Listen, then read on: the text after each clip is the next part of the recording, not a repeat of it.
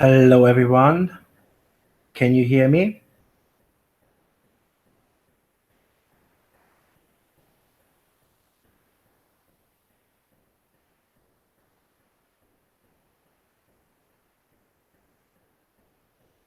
I hope you can hear me. Can someone type in the chat box if you can hear me? Yes, brilliant. Great. Okay, so we just give 2 more minutes and then we can start. Yes, thank you, Rina. I hope everyone had a lovely weekend. The reason why we had a bit of a break is because I had a slight accident. A bicycle came into me in the street on the pavements, and I fell on my knee, and then I had a bit of um, trouble with it, but it's a lot better now. So, but everything happens for a reason, I believe. I feel like maybe life wanted to slow me down a little bit. Maybe I have taken on too much responsibility because I'm doing a HR course, as well as obviously I'm teaching and doing a full-time job, and then I'm doing my readings and so forth. So I feel like I just needed a bit of rest, really. And now I'm all fully charged, so I'm ready to come back and start teaching you guys. Okay, so it's 5 o'clock here. Hello, everyone. Today we're gonna be speaking about solar return chart. First of all, I'm gonna show you how the traditional solar return chart works, and then once we are confident with that one, then we're gonna just combine it a little bit with perfection as well, to see how it works, how you can combine the two together, and then give even a little bit more accurate reading um, than you would just give, I feel like, with a traditional solar return chart. One thing I wanted to mention here is that you you do need to understand that one prediction technique is never enough. So it is always needed to be cross-checked with something else, such as progression, such as Fedaria, um, solar arc, whatever techniques you prefer, really, transits and so forth. And I usually say if you can see it, let's say two, three signs out of those predictive methods, then you can kind of take it for granted that that's going to happen. But if you only see it in solar return chart and nothing else is really making it obvious that it's gonna happen, then you might want to take it with a pinch of salt, really, because I believe 2 to 3 techniques need to indicate the same. And so as I said, if it doesn't, then you might want to take it with a little bit of pinch of salt here, and then just letting the client know that these are the tendencies what your solar return chart is showing, or your progression chart is showing, and so forth. But you've got kind of the free will to change whatever is written in the stars, if it makes sense. Okay, so guys, can you see me on the screen as well? Because then I'm gonna put the presentation on if you can see me well, because it means then you're gonna see the presentation as well. So I'm hoping you can see me.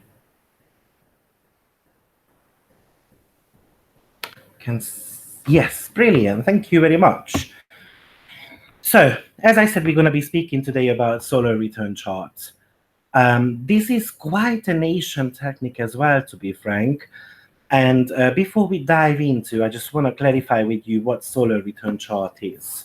So, solar return chart is really when the sun returns to its natal position in the chart, and then it can happen actually 1 to 2 days before or after your birthday as well. And the reason being is because every 4 years we've got a leap year going on, right? So every single year, the astrological birth time is is getting changed by like about 6 hours.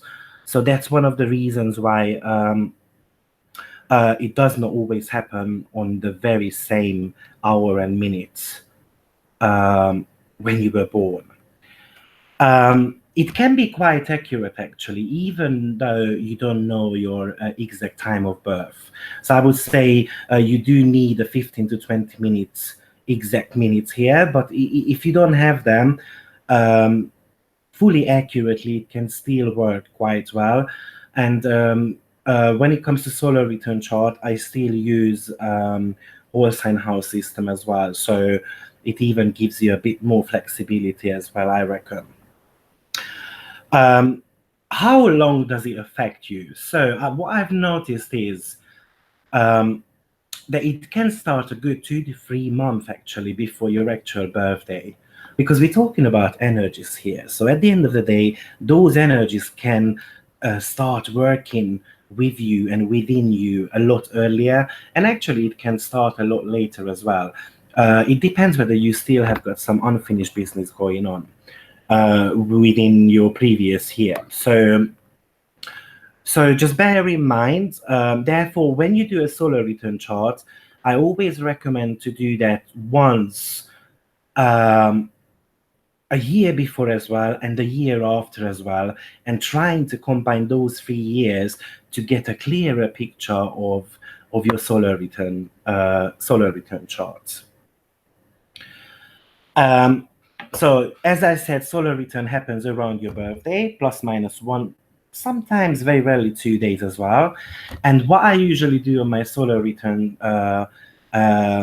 birthday is that I try to note down when that happens. And then I try to do some meditation. I try to do some visualization, for instance, what I really want to achieve within that year. My favorite one is actually the candle magic. So I usually get like a white candle or pink one or red one, depending what I would like to achieve. So for instance, pink is extremely good for love, white is good for spirituality, and so forth. And then just do a bit of visualization, some manifestation power, meditation, and so forth. And obviously, what they say about the solar return moment is that it's like extremely powerful, first of all, and secondly, you should be doing things you want to achieve that year. So when you have a look at your solar return chart, it is always great to see what area of life you are going to get influenced by, and then to get the most positive out of that area of life, you can do some manifestation. I hope this makes sense. This is just an advice from me. It really depends on you. Um, and then you decide what you really want to do with that. So the next question we can have about solar return chart is, what place should you calculate it for? And there are plenty of debates about this. Some astrologers tend to pull up the chart for the place where you are in that moment. Some astrologers tend to use only your natal one. Some astrologers tend to use only the relocated one if you live there for a certain amount of time. What I do is I believe you can't really cheat fate.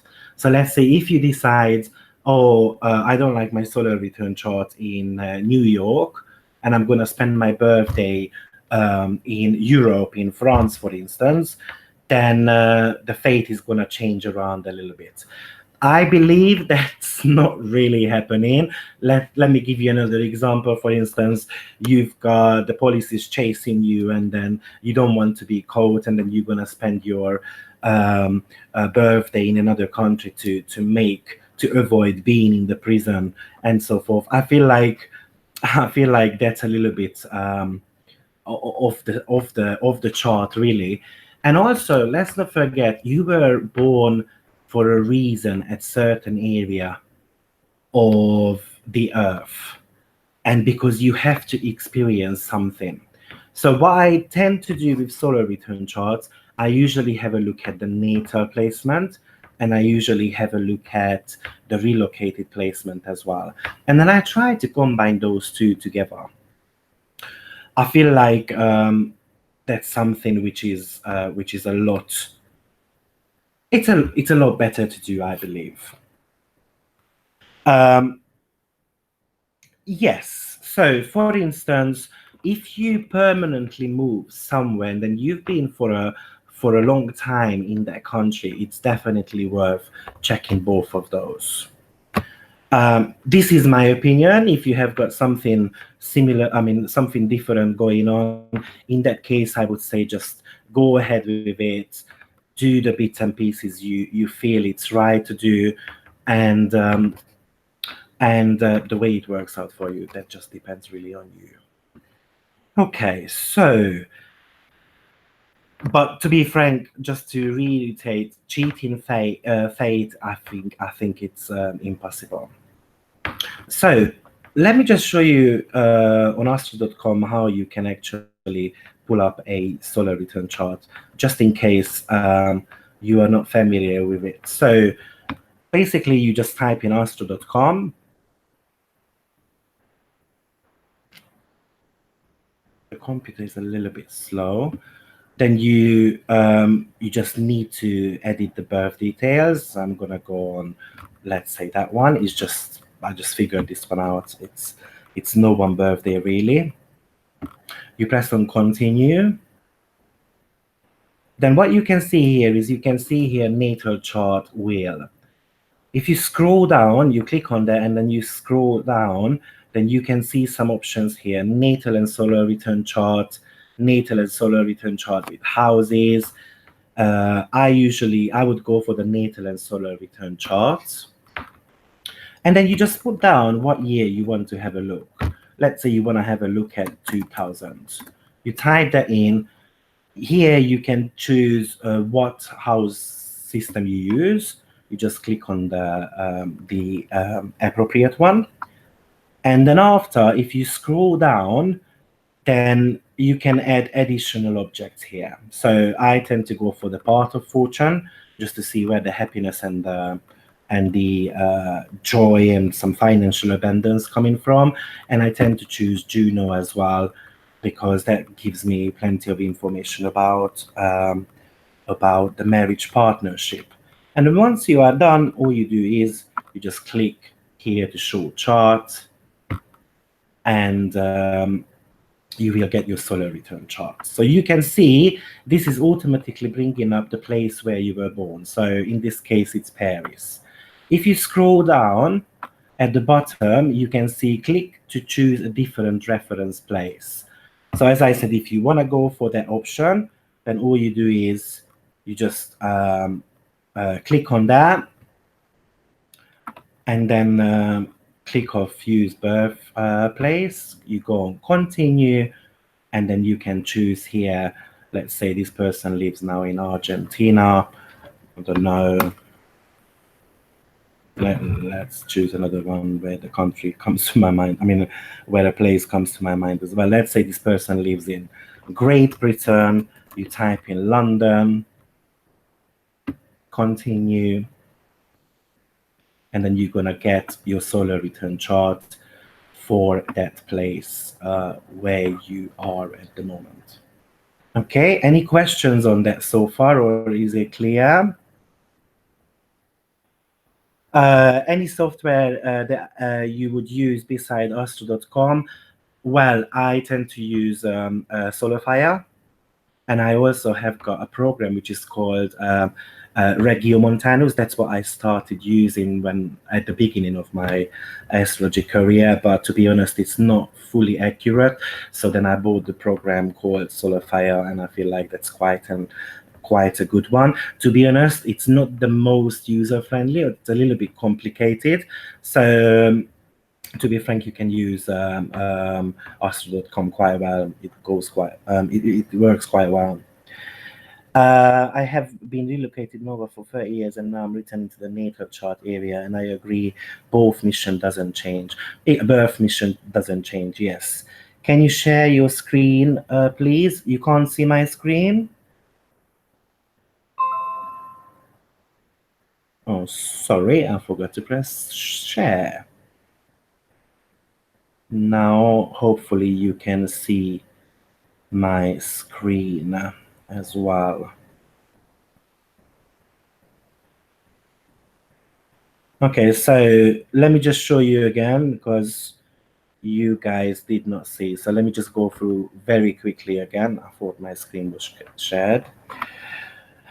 Okay, so you go on astro.com, you go on extended chart selection, you go on edit birth data, you put down your birth information. Once it's done, you put down the date of birth, year of birth, month, hour, and minute, and then the place. Once you are done, you go on continue. Then here you can see written there natal chart wheel. So you click on that, scroll down, and then you're going to be able to see the solar return chart and natal and solar return chart. So the difference here is if you believe that the solar return chart can be used as a standalone chart, then feel free to use it. To be frank, I believe the two charts need to be put on each other and use it that way. I believe the standalone chart is just not working as accurately as the two together. So you click on natal and solar return charts. Here, you put down the year you are interested in. So let's put down 2000. You choose the house system, whichever you wish to use. As I mentioned, I use whole sign house system. You guys must know that by now. Then here you can add additional objects. So I tend to go for the part of fortune, Juno. Sometimes I use Ceres as well because it is quite great to use. And then all you do is click here to show charts. So you're gonna get your solar return chart for the year of 2000 and 2001. So basically your solar return chart runs from birthday to birthday, and then as I mentioned, you can feel those energies 2 to 3 months before, and actually it can get activated a little bit later as well after your birthday. So if you believe you should be using the relocated place, then you scroll down and then click to choose a different reference place. You click on that, you click off use birthplace, sorry. You go on continue, and then here you can type in you can type in where you are. Oh, sorry, it's not that one I wanted. You type in the place where you live, continue, and then you're gonna get your solar return chart for the preferred place where you are. Okay, so I hope you guys can see now. Great. Let's move on. So let me put back on the presentation. How to interpret solar return chart, and that's what we're going to speak about today mainly. One of the things I would check out first, where the cardinal houses are in your solar return chart.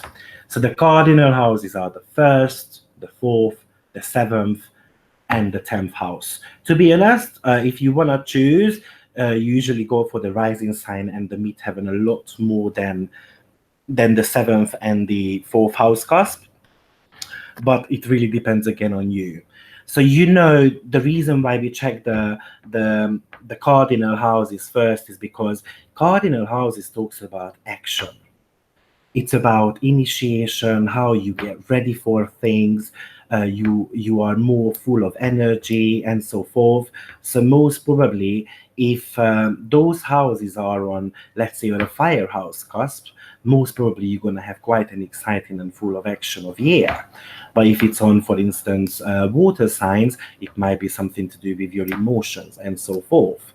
So it is worth having a look how serious or how that year is going to play out for you. So it gives you a bit of feeling whether it's going to be a big year or less.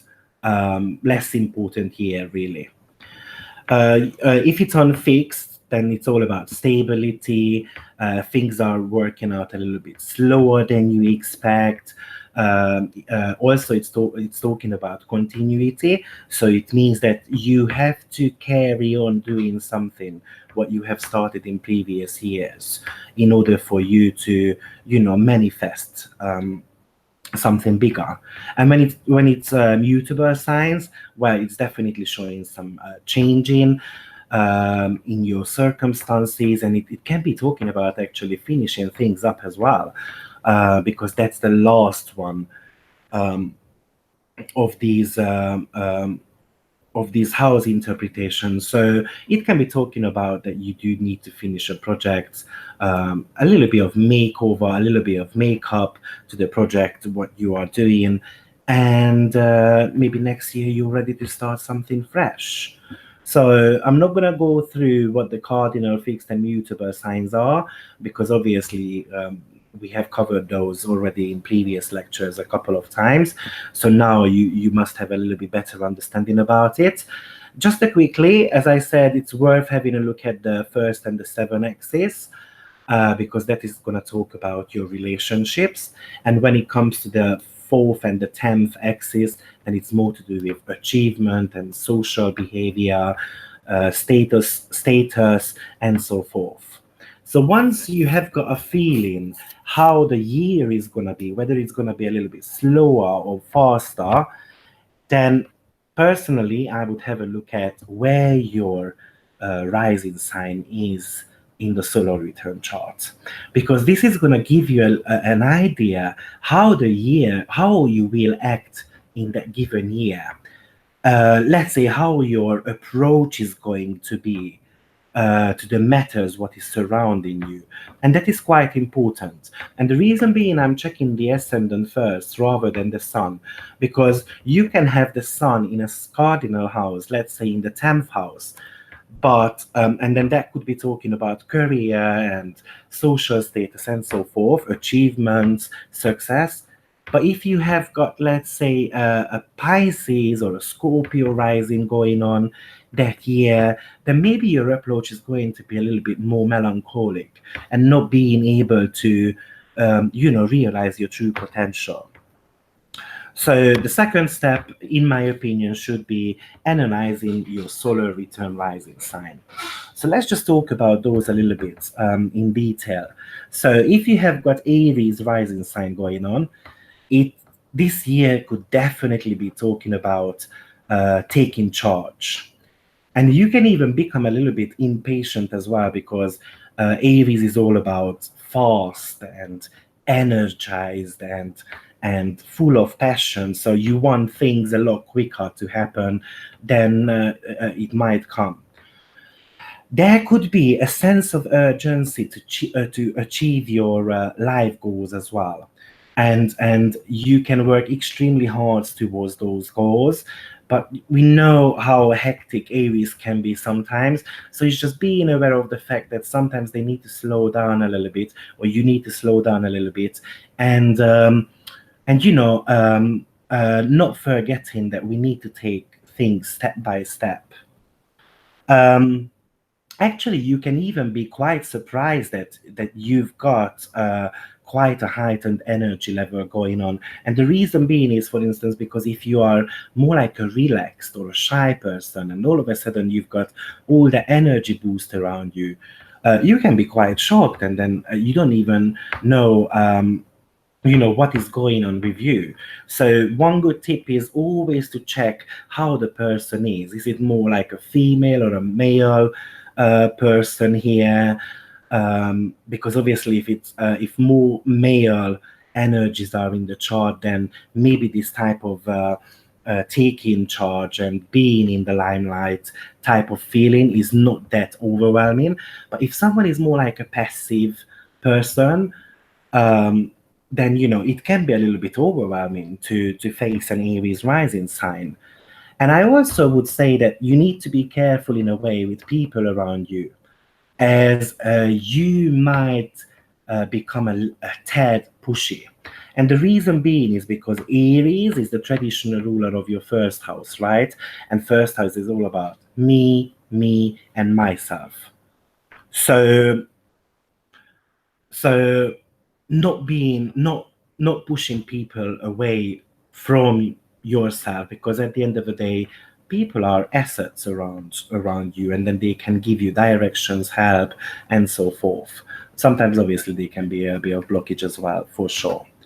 So having Aries rising sign definitely indicates that it's all about taking action rather than talk. The talk finished, now it's all about you pushing your boundaries and try your hardest to achieve your goals. Let me just see if there is any questions so far. Um, So you look at both whether it falls in the solar and the natal chart, or just the solar cardinal houses placement. So when we go a little bit further, Cora, then you're gonna see, but I'm checking actually both. Okay, so let's move on. Taurus. What I've noticed with Taurus rising sign, that we tend to be inclined to attract more fine things in our life. A bit of luxury. It is ruled by Venus, and Venus. I'm sorry. Venus is the planet of luxury and beauty and harmony and money and love as well. So this period can be something to do with more to do with settling down and striving for security, financial security, and you might take your goals a little bit calmly as well. So um, when you have got a Taurus rising, most probably you tend to not take on new challenges, because the secure one is a lot better than going on an unfamiliar territory. Um, it is important to be aware of the fact that we can be a little bit stubborn from time to time. So it's just something to be mindful about. And as I mentioned, it is ruled by Venus, so it is great year actually to work on your artistic skills as well. Um, in a way, there is a tendency for you to meet people actually who have got some power struggle going on, or even power in their hands, in a way to show you a mirror of how to achieve financial freedom. So we know a second house is all about financial matters. And at the end of the day, it is going to be about, how you can gain more money. And therefore, you might not be able to gain more money that year, but you meet people who can show you the roads, what road to take. In my opinion, second house is the house of um, uh, your approach to money, and rather than how you're gonna earn your money. And many astrologers have a look at the second house actually when it comes to earning money. I believe it's more to do with the approach to money. When you are in a Gemini rising sign year, well, it can indicate quite an active period when it comes to communication, socializing, even taking on new projects. Gemini is quite a curious sign, so it's all about looking for opportunities and challenges. One thing we need to be paying attention to is all that multitasking can be quite significant in this period, but paying attention to the details is also as important as trying to do everything at the same time, because we've got this tendency to start new projects but not finishing those up, and that is important in that sense. Also, the mental and intellectual activity can be quite increased. You can have an extremely high um, inclination towards knowledge. So this can be the year of studying and getting to know new fields in your life. The mind can be very active, quick, um, And also, we can make those decisions what we encounter that year quite fast as well. Um, Also, you might have a tendency of getting to know a lot more Sagittarian type of people in your life as well. Okay, let me just see if you guys have got any questions in the meantime. So, what do you usually give priority to? Birthplace, ascendant, or relocated ascendant? So, for me, that's why I explained you do need to choose how you work with solar return charts. I tend to have a look at the solar return chart at the birthplace all the time, and then I use um, a secondary chart for the relocated place as well to see how the energies are shifting around. But as I said, I believe you can't really cheat your fate. So I would say 75% I have a look at the natal chart, natal place of birth, and then 25% of the relocated one. I hope this you can understand now a little bit better, Cora. But as I said, it really depends on you. Okay, so let's move on. So we covered Gemini. Let's get into Cancer.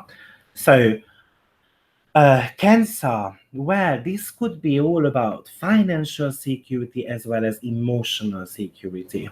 At the end of the day, Cancer is all about being secure about yourself. And you would need to have a look at the placement of the ruler of the fourth house in your natal chart to see where that financial and emotional security mainly coming from.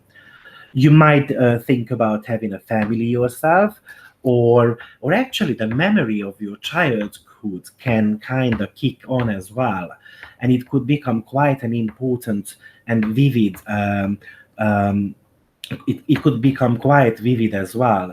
And you know, when you start thinking about your childhood, especially if it was happy, then you want to recreate that moment, and that could actually happen with the Cancer solar return rising sign. um, you might you if you are in a relationship, you might have the tendency to cling to your partner quite a lot. Okay, and the reason being is because you want those cuddles, you want to be felt, sorry, you want to be felt loved, and and you want to be able to feel secure with your partner. And in a way, you also want your emotional needs and desires to be important for your partner as well. You know, it is a great one, but at the same time, for the partner, if you were completely different in previous years, it can be a little bit challenging. So just being mindful about that too. Um, and you know, you might have the requirement from your partner to take you to, I don't know, having wine and cheese and nice dinners, you know, with candles and so forth. So being a bit more emotional, sensitive, and having that need that someone is spending time with you and on you as well at the same time. What I have noticed with Cancer rising in the solar return chart, that we can become a little bit more trusting with other people, and therefore, you know, when you trust someone so much, and then you that trust gets broken, you can fall quite a big as well. So just being mindful about that too. And when you have a look at the women's chart, well, it can show increased fertility that year as well. Within fertility, obviously, you would have to have a look at plenty of other things, such as the natal moon phase, aspects of the moon, the sign, the ruling sign of that moon, and so forth. So it does not mean that having a Cancer rising sign in your solar return chart that you're definitely gonna get pregnant that year.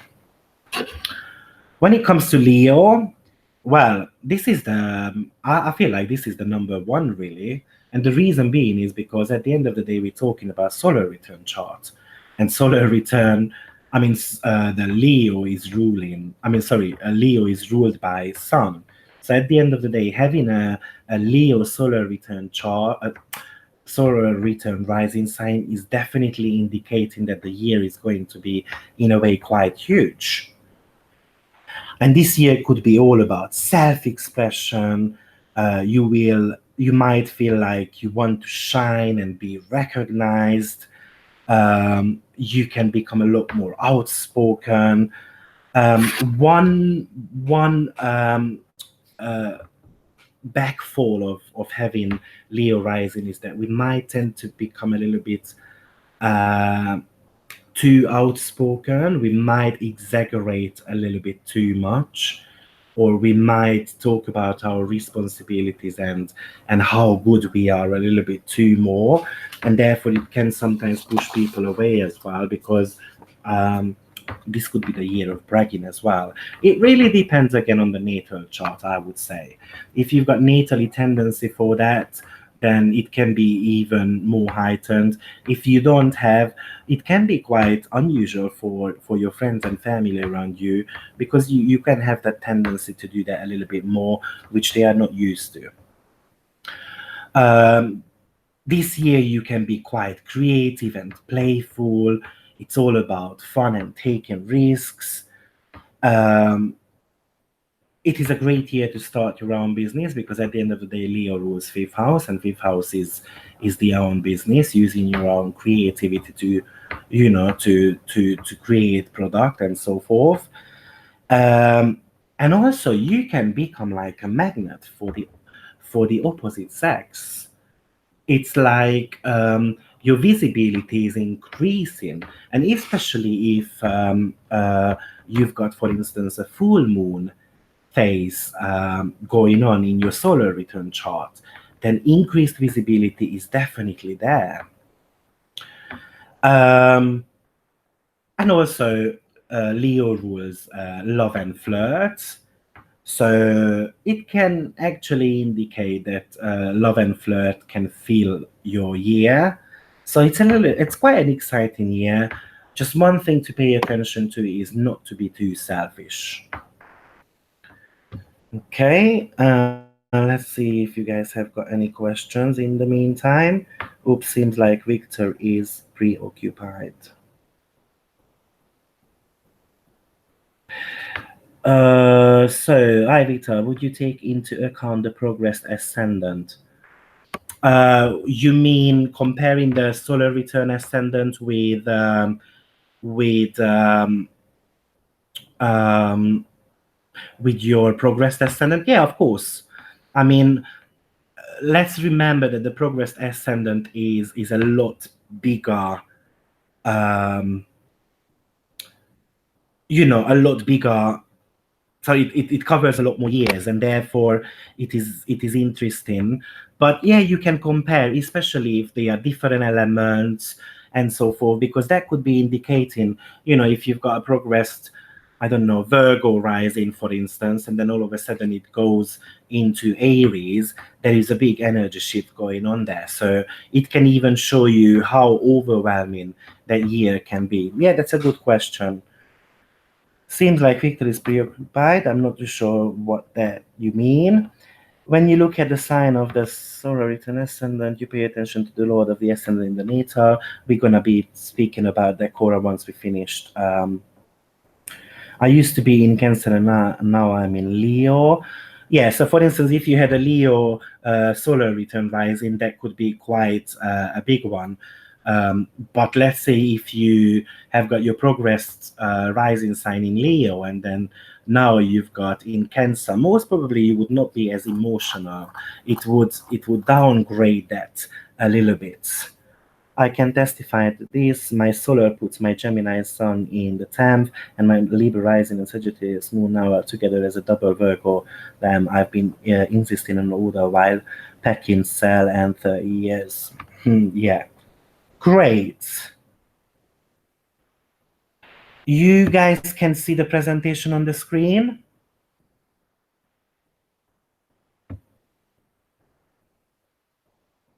I hope you can see. Just someone please type in the box if you can see the presentation on the screen. Yes, great. Thank you, Hainaka. Okay, so that was Leo. I'm always gonna come back and check your questions just when I start talking. Then I tend to start talk, and I sometimes get carried away. And then if I keep answering the questions, I'm gonna lose my plot, and then I become disorganized. And as you guys know, I don't have any Earth element apart from Mercury in my chart.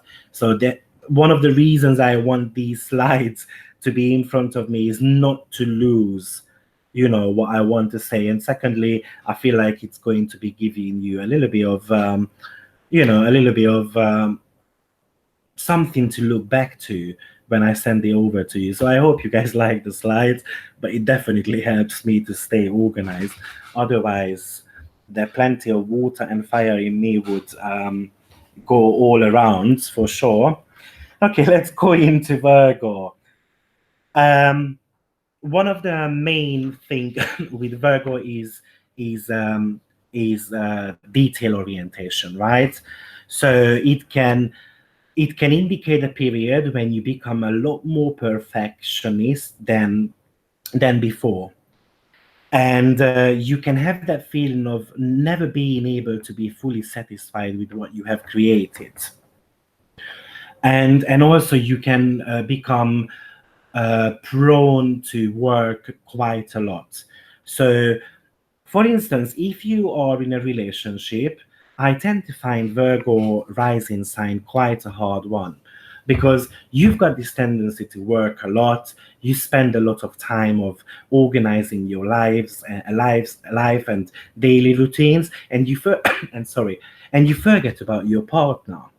And one of the good advice I would give, having a Virgo solar return rising, is make sure you've got as much time for your partner as before, because the relationship can go a little bit fuzzy. So it's just what I have noticed with plenty of clients' charts. And also what happens is you've got this tendency to be critical with yourself, but also you've got the tendency to be critical with other people as well. Let's say a relationship. And what happens is, um, if you become too picky with your partner, it's like poisoning the relationship, if it makes sense. And when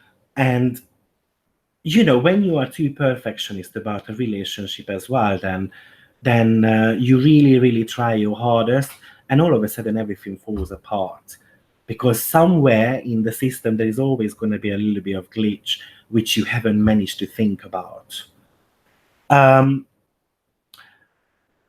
Overall, having a Virgo rising sign can really indicate that you've got a higher standards in all area of your life, and which is great. Virgo is the sign of hygiene, daily routines, sport, in a way, body as well. So it is not unusual, for instance, to start going to the gym and watching out for your eating habits. Uh, um, but you can even meet some type of people actually who are who are who are trying to show you a mirror in a way, and that mirror sometimes might not be giving you the reflection what you really want. Okay, so what I'm trying to say here is that looking into the mirror and trying to lower those self-critics what you have is extremely important. So basically, don't be too critical with yourself. Okay, any questions on Virgo? Testify to the Virgo. Thank you very much. My rise in Virgo, 11th London, now living in Mexico for 6 years, teaching art, writing. Okay. Yeah, Virgo is quite a teaching sign, actually, obviously, because it is ruled by Mercury. So sharing knowledge can be quite interesting and important. But maybe what you need, exactly, Baya. I mean, you know, I feel like, if I'm not mistaken, do you guys remember this ice bucket challenge thing going on?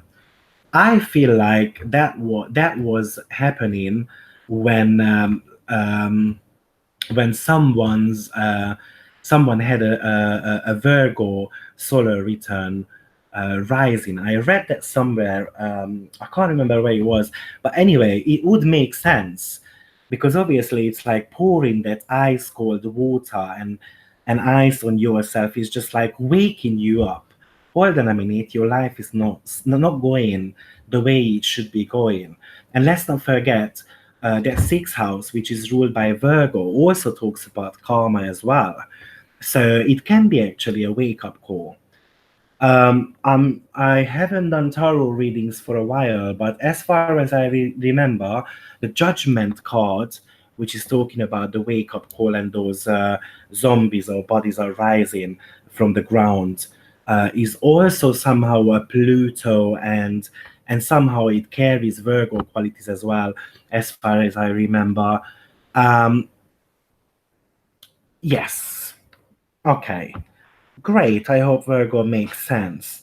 Let's move into um, Libra. Well, Libra can be quite a lovely year because you can start attracting a lot more people into your life. And the reason being is because most probably you become a lot more charming. You become a little bit more sociable as well and communicative as well.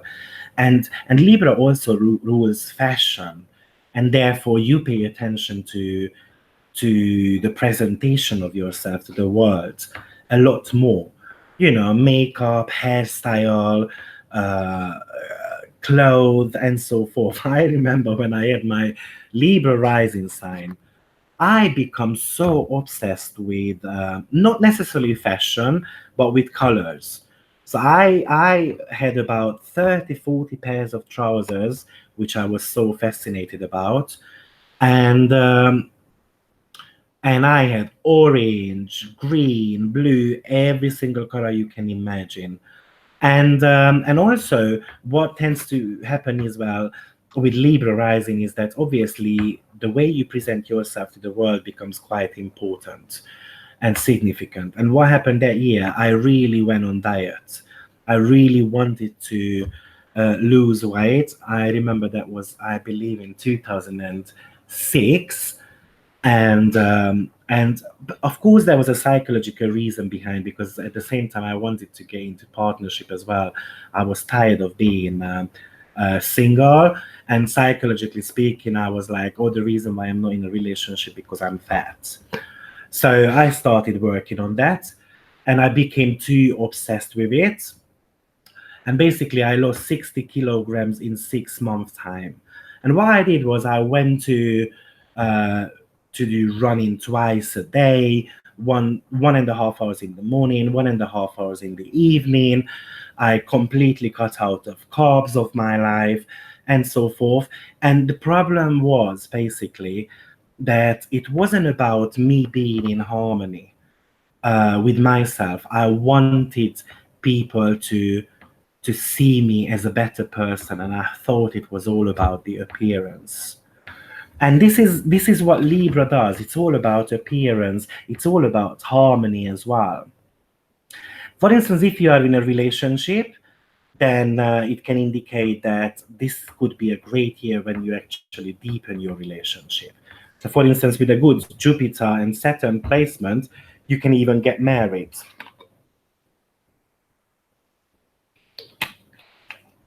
Sorry, I had to have a sip of drink.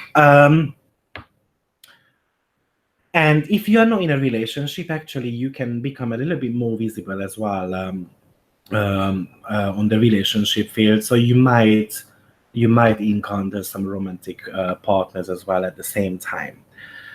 Um, on the negative side, with Libra, you might have a tendency of or slight issue of taking decisions because you might listen to other people's opinion a lot more, and in that sense in that sense, let's not forget how important it is to use your intuitive skills and, just to listen to your heart's desire at the end of the day. It's not all about other people's opinion. At the end of the day, it is going to be your own one, which matters the most. Okay, let's have a look if you've got any questions on Libra. You want to refresh your screen? I did, and it's clear now. Okay. Uh, on the YouTube one, it is somehow blurry. Okay, let me just stop sharing and then I go back to share again.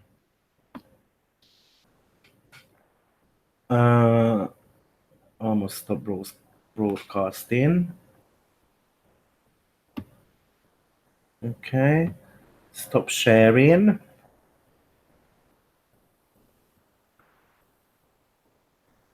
And then now I go back on sharing and share.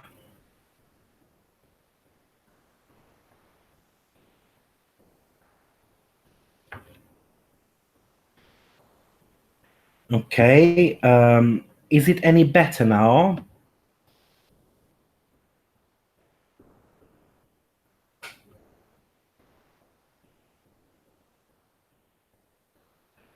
In other words, it's a good and readable. Okay, Libra can understand what you said.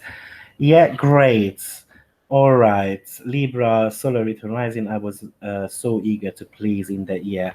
Exactly, Donny. That's what, in my opinion, happens with Libra, pleasing other people, but not pleasing yourself.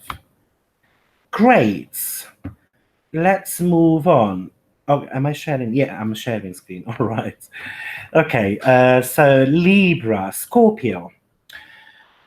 Well, Scorpio can be challenging and can be extremely great as well. We know Scorpio is all about the extremes alongside with Aquarius, but obviously the two of them are quite different because one of them is more to do with the emotions, the other one is more to do with the sense of freedom. So, when you've got a Scorpio rising going on, this could be the year when you want to get to the bottom of all your problems and inner insecurities, and you want to go through a transformation. And you can even realize how powerful your mind is.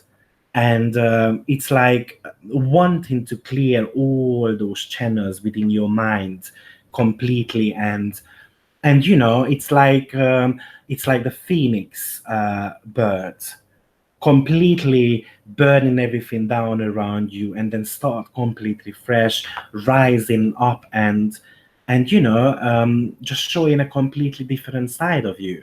And obviously when that happens, it can be quite challenging because people might be reluctant a little bit to take your new personality on. Obviously, most probably you're gonna enjoy quite a lot that period because you might have become the person you wanted to be, but others around you can be a little bit reluctant. Um, what I've also noticed is that transformation always comes with a sacrifice, and therefore you will need to leave some of these old habits, for instance, behind. And what you need to leave behind is most probably is going to be shown by Mars, the placement of your Mars in the solar return chart. Probably those old habits, certain traits of that Mars placement is not serving you anymore. Or maybe those are the fears as well, what you need to face up. You can also meet up some type of powerful people as well in your life. So, um, to showing you mirror. You can even meet some people who can help you on the journey of the transformation because they have already gone through that period. According to my teacher, I started studying astrology with a Hungarian person who at that time had been doing astrology for 40 odd years. He was a good 60-year-old gentleman. I remember he had Sagittarius rising, Cancer sun. So the Cancer sun drove me sometimes a little bit crazy. And the reason being is because he loved telling stories. Okay, and I am fast learner. I'm a fast student, so I want people giving me the information like within seconds rather than talking about it for hours. Anyway, I don't know why I mentioned that, but I wanted to. Um, um, just to remember him.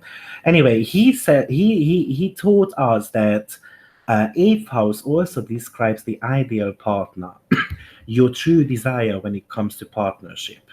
And seventh house is more to do with the rational choice uh, of that partner. So who would suit you more, for instance, or subconsciously, you're always going to look for the seventh house a little bit more. But if you manage to get yourself heightened on the spiritual level, then it would be more beneficial to go with the eighth house partner, because that person would be able to elevate you to a higher level. And we know eighth house is all about secrets as well. So in that sense, you can actually meet someone who is really fascinating you as a person, but in a way that relationship would be taboo, or it could not work out just the way you want it to be worked out, because maybe the other person has got another relationship going on. Maybe the partner only wants a sexual relationship with you, uh, cheating on the others, and so forth. So you can have that tendency to meet that person. But I've also noticed that having started that relationship as a taboo, and then it can actually become later on quite a significant relationship in your life. I've got my own example for this again. Um, um, and to be honest, and I've got actually, it's better to mention my friend's example.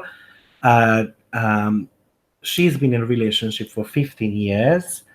She met this guy about a good 20 years ago. And for some reason, they are still talking to each other, but they haven't met for a good 10 years. And all they can talk about is sex. And when we looked at her chart, she was in a Scorpio rising sign that year when they met. And it was interesting. And also, the Scorpio rising sign fell into the guy's eighth house as well. So, you know, and they are not able to get detached from each other. They are just so tuned sexually, but they also know that it's never going to work out. Both of them are in a serious relationship. Another personal example of mine is uh, when I had um, when I had my Scorpio rising. Um, After, actually, I feel like I think it was after the Libra one. I can't exactly remember, but what I did was I decided to go for plastic surgery. And the reason being is because I lost all those 60 kilos within 6 months. So basically, from being huge, I went down to a normal, slim body type. And my skin was so baggy. So I wasn't happy with myself whatsoever. So basically, I went for a plastic surgery, and then I got those skins cut out, and so forth. Again, I had an unfinished business with that Libra rising, and basically, it just carried over to the next year. Very true. Eighth house, he was magic. We had 28 years together, finally married. 111 years later, he died 20 years ago. I'm sorry, Robina. But I've also noticed with the eighth house matters is that eventually the relationship somehow is gonna break. it does not last forever, unfortunately, because because of the trust issues and the self-worth issues as well. Obviously, in your case, this is completely different, but something managed to, stop the love um, um, um, later. Oh, I interpreted 111 years later, like, like it was forever. So that's why I felt that you are being a little bit sarcastic about it. But I got it. Okay, let's move on to Sagittarius rising. So, Sagittarius, well, you want to get to new heights of your life. You become more adventurous, you become more attuned to foreign cultures. You might want to clear your belief system, getting rid of all those negative energies. You might get to know a good kinesiologist, for instance, who can help you rewrite all those old patterns within you. Um, One thing to pay attention to is to take every single step of the road and not trying to jump to the end, because we can be a little bit hectic. And what I've noticed, especially with Moon in Sagittarius, and it's just in a natal chart as well, we tend to have one foot always in the future.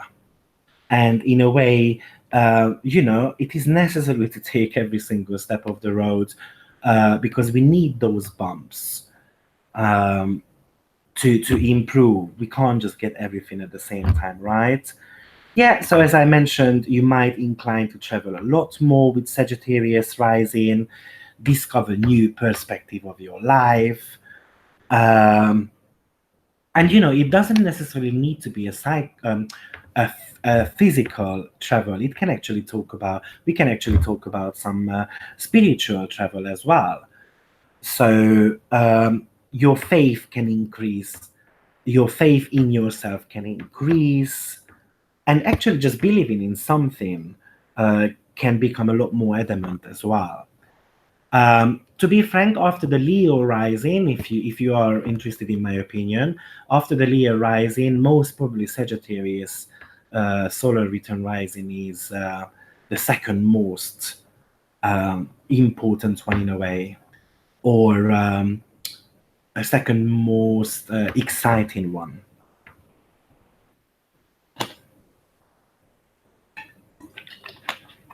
Okay. Let's have a look if any questions on Sagittarius. No questions. Great. Well, let's go into Capricorn. Capricorn, well, this is quite an ambitious year in a way, because most probably you want to be accomplished. You will be willing to put extra work um, to achieve something, to gain success. You will take on a lot more responsibility. You will work hard towards your professional goals. Most probably, you don't get carried away with emotions, because you know that the emotions are not really something which can get into the way of your professional success. So, one of the negative side of having a Capricorn rising is that you might become a little bit cold and a little bit dry as well. Okay, so be mindful about that. It can indicate promotion. If you are expecting promotion, it can actually be a good sign. Um, it can be the fact that your superiors are appreciating your work ethic, and it can talk about bonus as well, because they are noticing your dedication. One thing to pay attention to is not to get carried away, not to overdo things, because actually we know Capricorn is the sign of depression as well, um, and we can get left alone this year as well, because all of a sudden we don't have time for our friends, we don't have time for our relationship. Also, it's good to take care of your bones as well because Saturn rules bones. Saturn also rules the teeth as well. So I just mentioned that because actually, when I had my Capricorn rising, I remember I had problem with my wisdom tooth continuously, two of them in 1 year. And as I said, if you are in a relationship, just be sure to spend enough time with your partner and not getting carried away with your duties because at the end of the day, your emotional needs are just as important um, as your professional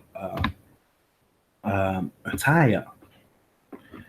Okay, I was running mutable solar signs. Now move to fixed angles. The craziness changes all around me. Calm down. Exactly. We know the mutable signs are done here all about changes and finishing up. So most probably, without seeing your chart, it can be indicating that you have accomplished something. You got to the end um, of a project, and now it's about time to enjoy that what you have achieved. Even if it was a negative something you had to let go of, then it means that it's still about enjoying what you have achieved and going for a little bit of a little bit of fun element as well in a way. Okay, so let's get into Aquarius because I feel like Aquarius can be quite a big year as well in a way. Um, when you've got Aquarius rising, you can have a strong desire for more freedom. And most probably, you want to spend most of your time with your friends, groups, taking part in group activities. You might want some major changes as well in your appearance. And the reason being is because we know Aquarius is quite a unique sign. So, from being fashionable, you might become all of a sudden a rocker or stuff like that. Because, in a way, you want to shock other people. And you become a lot more open minded as well. And you want to be a lot more authentic, and other people's opinion most probably is not going to count as much anymore.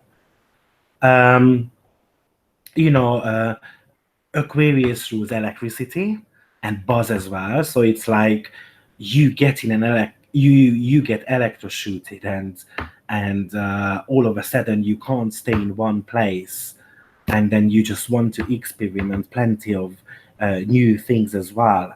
And also, Aquarius rules the nervous system as well. So it can cause some type of stress and tension as well within yourself, depending the placement of that Saturn, for instance, in your solar return chart. Definitely, this is a rebellious period of your life, and you don't want anyone to limit your freedom. You don't want anyone to test you, basically. If you are involved in a relationship, well, people might not be too fond of your new um, perspective, and it can cause some trouble. And it's just a good piece of advice. Maybe you want to be a little bit more sensitive towards your partner, or actually your partner might become a little bit more sensitive, and then you are not going to be able to see why that is happening, if you want obviously to keep the relationship. So just trying to pay attention a lot more to your partner's needs as well. If you are not in a relationship, I would say this is not the best year to try um, to fall in love or to get into relationship, um, because we know Aquarius is the sign of being bizarre. So it can actually attract some bizarre situations. But then again, as Bias mentioned it a couple of signs before, maybe this is what we need to experience. So that would be Aquarius. Let me see if you guys have got any questions on that. Cora, your next one is Aquarius, looking out for shocking people. Great. I was running. Yeah, good. Last but not least, let's get into Pisces very quickly. Well, when you have got a Pisces rising sign, to be frank, I feel like Scorpio and Pisces are the hardest one, in my opinion. Um, because with Pisces, we are entering quite a sensitive period of our life, and we might become less realistic as well. And it can be okay, just making sure at the same time that we put enough effort, in other area of our lives as well. So we can become too lazy.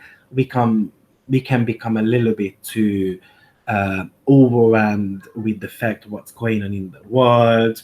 It's all about divine love, so it can actually indicate new relationship encounters as well, but because we just want to love everyone, and then we might tend to attract people who are very sensitive as well, and then become in a way a mother type, or someone who just needs to lift their spirits up a little bit.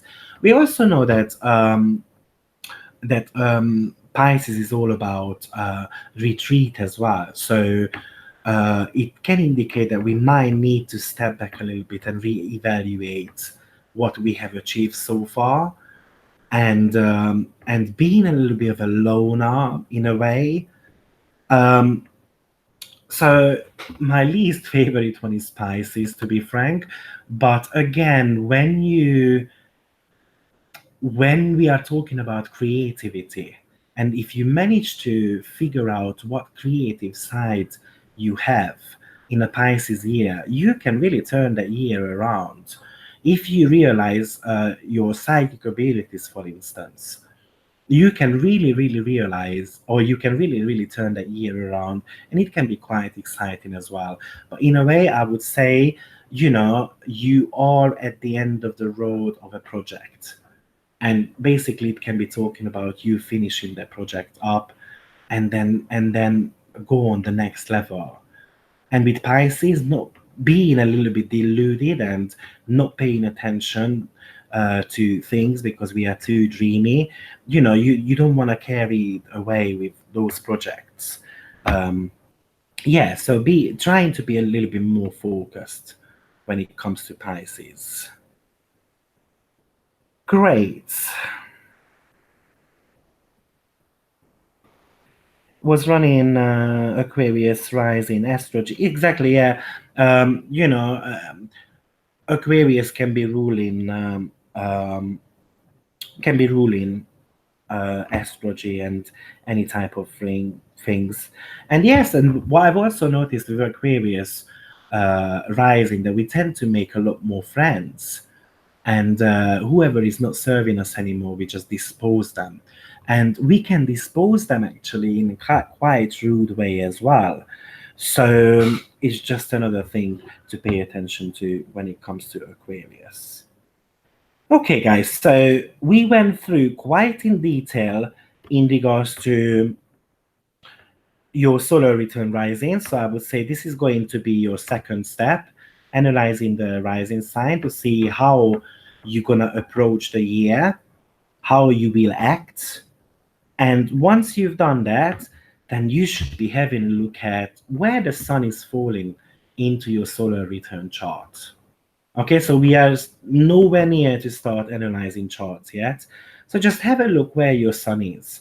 And the sun will show you where the focus is going to be in that year, where your true potentials might be.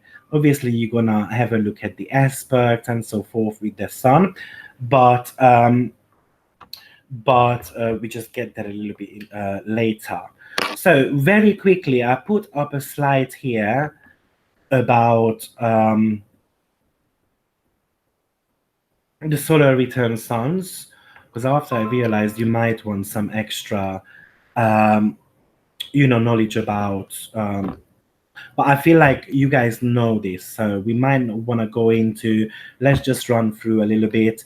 Obviously, we covered the rising signs, and then you can interpret them with the houses as well. So Aries is going to relate to the first house, and so forth, and then you can exactly know what's going on with that sun as well, and where the focus is going to be.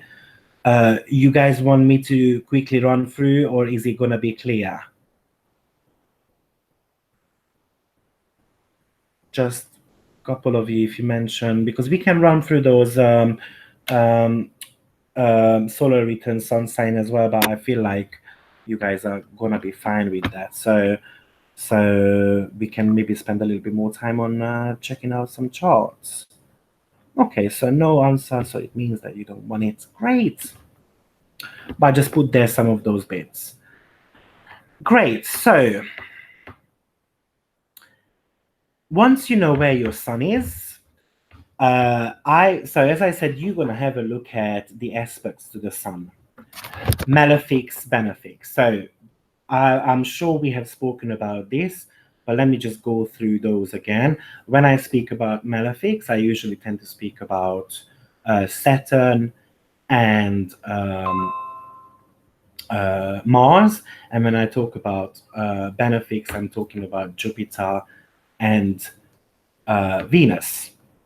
Okay, obviously, if that sun is getting good aspects from Mars, good aspects actually, yeah, from the malefics and the benefics as well, you can expect quite a good year. You know, if you get quite negative ones from all these four planets, I would say you might have a little bit of a hectic year going on. Okay, so you're always gonna have to have a look at those aspects in the solar return chart. Once you've done that, have a look at and check the house position of your moon. And it is going to show you where the changes are in that year in your life and what is going to be your emotional approach. Okay, so rising sign is going to show you how you're going to approach the whole year, your energy level, I would call it. Okay, the sun is going to be where your focus is going to be in that year. And moon is going to be showing your emotional approach to all these. And what you want from all these three at the same time is to be harmonious.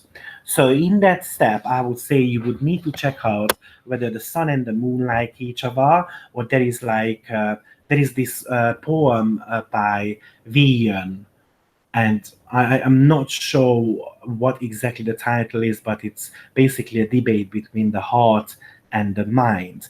And if there is a debate between the heart and the mind, astrologically speaking, then definitely it can be showing some type of, issues.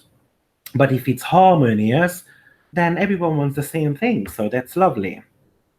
And again, you can check the aspects to the moon, in the solar return chart. At the moment, we only speak about the solar return chart, and then later on, we're going to combine the two together. So I just want you guys to understand what we are checking. Any questions? Quickly run through, skip, either way. Okay, I've decided in the meantime to skip it. I feel like you guys should be fine with all the information I've given you about the rising sign. You just need to interpret the same way. Imagine we're talking about the house positions of the sun. Great. And oops, I don't know why I've done that. And then let's see the rest of the planets. So these are the most important ones. If you manage to analyze your sun, the moon, the rising sign, you can get quite a big picture. And we can have a look at the rest of the planets, but the more difficult you make it, I feel like the more difficult to interpret a chart. So I put there Mercury. Obviously, Mercury is talking about the way you're gonna be thinking, and maybe the question is there, wherever that Mercury is placed in your chart, where is your mind going to be? What you will be thinking about that year? And it would be great if if it was supported somehow. Maybe I'll give you an example. You've got a very strong seventh house, maybe your rising sign, and the sun is in the seventh house as well. So we know that the focus is going to be on relationship.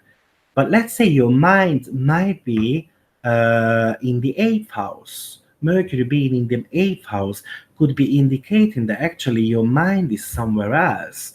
So we cannot say in that sense that this relationship is going to be all harmonious and so forth, because the native mind is somewhere else. Maybe thinking about a childhood, um, love, and so forth. Venus is going to be telling you in the chart where you are triggered emotionally. And actually, the aspects are going to be showing whether these are going to be emotionally positive or negative.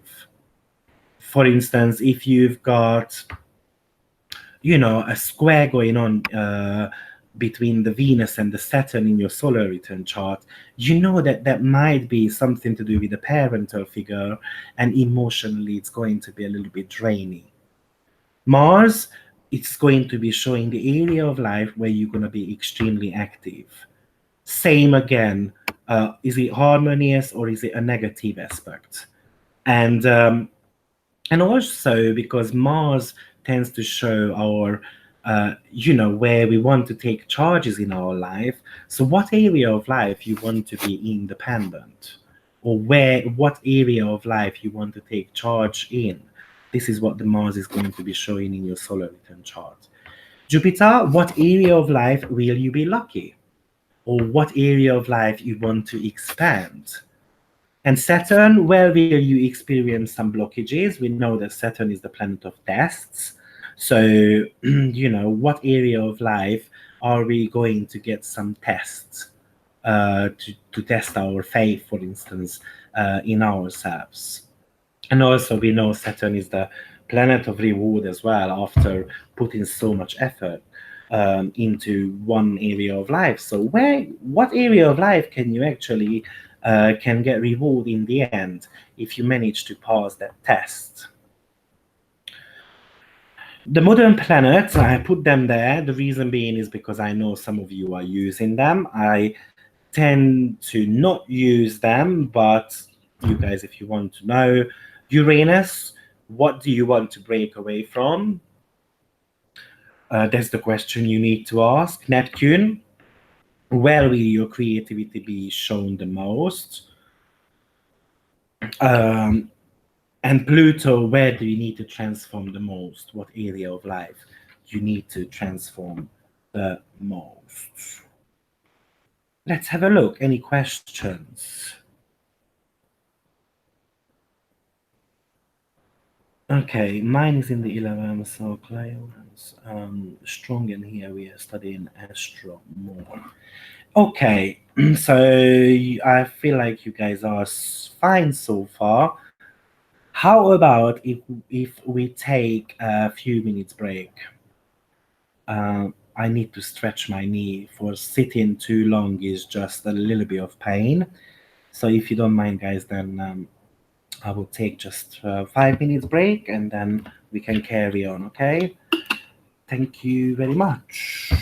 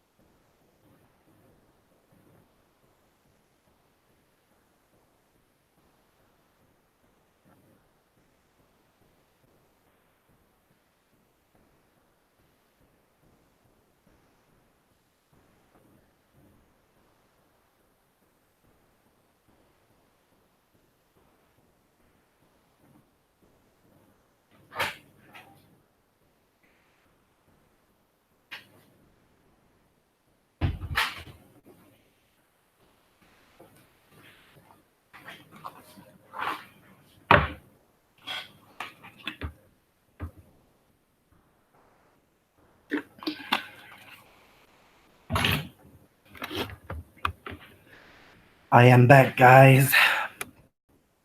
I just walked a little bit. Great. I hope you guys are back as well so we can carry on because we've got bits and pieces to cover still. Okay, so let's move on. So, just again, I put there a general interpretation of the houses. Um, I'm sure you all are aware of what each houses means. I'm not going to go through, but what I would like to go through is to give you a bit advanced knowledge on the houses. Because each house has got a bit of extra meaning, and I felt like it's maybe a good time to give you a little bit extra on that. And the reason being is because each house can be derived from a different house. So when it comes to the first house, for instance, that could be the studies of your children. It could be talking about your grandparents, one of the grandparents. It could be talking about how your partner sees you. When it comes to second house, so let's see how it works. So the second house is going to be the 10th house from the 5th. Okay, so it could be talking about your children's profession. Or 8th house from the 7th can be the death of your marriage partner. So basically, you just pick a house. In this case, let's pick, I'm circling it. I hope you can see, but I've realized I can even do this. I can put an arrow there. You can see the 8th house, and then you start counting 1, 2, 3, 4, 5, 6, 7. So we know 8th house is all about other people's money or death. The 7th, the 7, we know it's all about partnership. So the second house actually can be talking about the death of your marriage partner. Okay. If you have a look at the third house, which is generally ruling the logic and the environment you were grown up, even it can give you information about your name as well, siblings, neighbors, speech, writing, communication, and so forth. So these are the general ones, and then you guys all know that. But when it comes to extra meaning, it can actually indicate the illness of your parents because it's the 12th house from the 4th. So again, you just pick your 4th house, which is right there, and then you just count uh, 12, and then you reach the 3rd house. You know, 4th house is talking about parents, 12th house is talking about acute illnesses, so it could be talking about the illness of your parents. It could be talking about the partner's education as well, because that would be the 9th house from the 7th. So, partner's education, and also because it's the second house from the 2nd, and second house talks about the talent you have alongside with the 5th as well. But you can check the talent in the second house as well, because obviously those are the resources what you have got, especially the resources you are bringing from your family as well. So how you can sell those. So there's the second house there. Oops, that's not what I wanted to do. I just wanted to put an arrow there. Second house there. So that's going to be the first, and that's going to be the second. You always count from the house you want to derive from. I hope this makes sense. So just running quickly through, the 4th house is the 10th from the 7th, so it could be indicating your career of your partner. 7th from the 10th, it could be indicating, the 4th house can be indicating the family social status. So basically, yeah, what what family background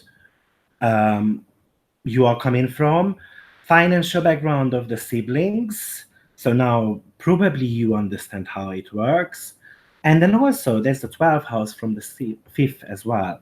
So it can actually indicate your secret knowledge. Uh, you can express your secret knowledge or your creativity through. Let me see if you guys have got any questions. No questions, so it means we understand that. Great. Fifth house, that's generally fortune, um, in a way, luck and flirt and romance and taking risks, own business, children, and so forth. And it could be actually showing the financial background of your parents as well, because that's the eighth house from the 10th. Sixth house is third from the fourth, so it can be showing the siblings of parents, of your parents, so aunts and uncles and so forth. It's the fourth from the third house, so it can be indicating the parents of my siblings, especially for instance if you have got you are half sister and half brother and so forth. But also it's the second from the fifth as well, so the financial background of my children. Seventh house, grandparents and their profession. Also, it's the eighth house from the 12. So it could actually indicate whether a secret is going to come to life within your life. And it is especially typical, for instance, if someone is using horary charts. Eighth house, there's the second from the seventh. So the financial background of your marriage partner. But as we said, second house usually talks about the talent as well, what we have. So it can be talking about the talent of your partner as well, because the second from the seventh. And then it can be showing the supporters of your career, because it's the 11th from the 10th. So you can see whether your co-workers are either enemies or frenemies and so forth. And also it can be showing the living circumstances of your siblings, because it's the third from the sixth. Ninth house could be showing grandchildren, the siblings of your marriage partner, because that's the third from the seventh. Then could be showing the workplace of one of the parents, because it's the sixth from the fourth. We've discussed the parental matters before, so my suggestion is always to describe to your clients each parent separately, and then the client can decide which parent belongs to either the fourth or the 10th. Going into the 10th, well, that could be showing the death of the siblings, because that's the eighth house from the third. It is showing father-in-law and the mother-in-law, and also because it's the second house from the ninth, so it can actually show whether you are going to work with your higher education, what you studied or not. 11th house could be the death of dad or mom. And also it could be showing the second house from the 10th, what type of financial background of one of your parents have. So, we covered this mom or dad. Last but not least, 12th house, social status of the siblings. So I did not write it there why, but can someone tell me why the social house of the siblings? Just to see whether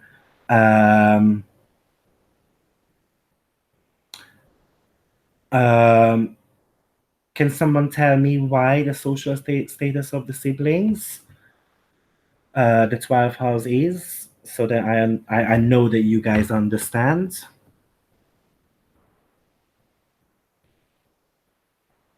I'll give you a minute to think about it. 10th from the 3rd, exactly. Okay, so Paya said, can you count another example, please, Victor, when you say, for example, 8th from the 3rd? Yes, of course. So obviously, 3rd house is talking about siblings, right? For instance, 8th house is talking about other people's money. So they actually could be talking about, in a way, whether those siblings are working with other people's money or not. So what I mean by this, second house usually indicates the approach to money. Eighth house is talking about other people's money. So whether you would be great at handling other people's money, for instance, through, let's say, if you're a therapist and so forth. And the 11th house usually talks about the salary, because that's the second house from your 10th, right? So whether you would be able to survive on on your salary or not, or which one would be better for you. And some people, believe it or not, my one of my best friends, actually the ruler of the eighth house is a lot better condition than the 11th house, which would be the salary from the job I am at. So basically, what happens here is that she was always relying on other people's money, and guess what? She always received plenty as well. So her boyfriend bought her a BMW, bought her a two-bedroom, beautiful flat, and so forth. And so forth. Yes, so 11th house is your salary, Tiffany, because that's the second house from the 10th. So basically, the profession you do could be actually indicating whether it's worth it or not. Second house is more to do with the approach to money. Okay, let's not forget, second house is the resources you bring. Um, that's how I interpret. Okay, so the second house is more how you approach money, how strongly you connected to money, both psychologically, esoterically speaking, and on a physical level as well. For me, the second house never talks about salary. The reason being is because I've seen so many charts actually having Saturn in the second house, and the person is a millionaire. But obviously, we know in a way that Saturn is the planet of karma as well, so they have to experience, that money. And for instance, the person I'm talking about is a very spiritual, like a priest, but a spiritual priest. So he's got a very strong eighth house going on. So he was always relying on other people's money, and therefore he decided to do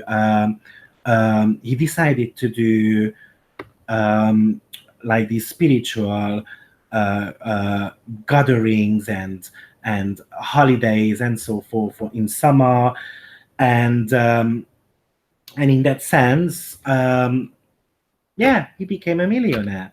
Yes, 11th house is also the long-term gains as well. Let's not forget that is also talking about your wishes and hopes.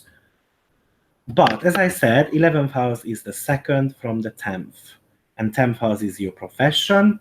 So are you able to earn money through your profession? Let's just have a look at an example here then, so you have got a bit better understanding. So that's my chart. Okay, so 10th house is that's my profession, right? That's my chart. So 10th house is the profession. So I'm working as a HR consultant as well as I do astrology. Okay, and that fits really that 10th house matters anyway, because having Neptune around the midheaven, Neptune is all about the spiritual energies. Sagittarius brings in the humanitarian energy, so the HR pretty much fits as well. Anything to do with learning and development, that's my job role in my company.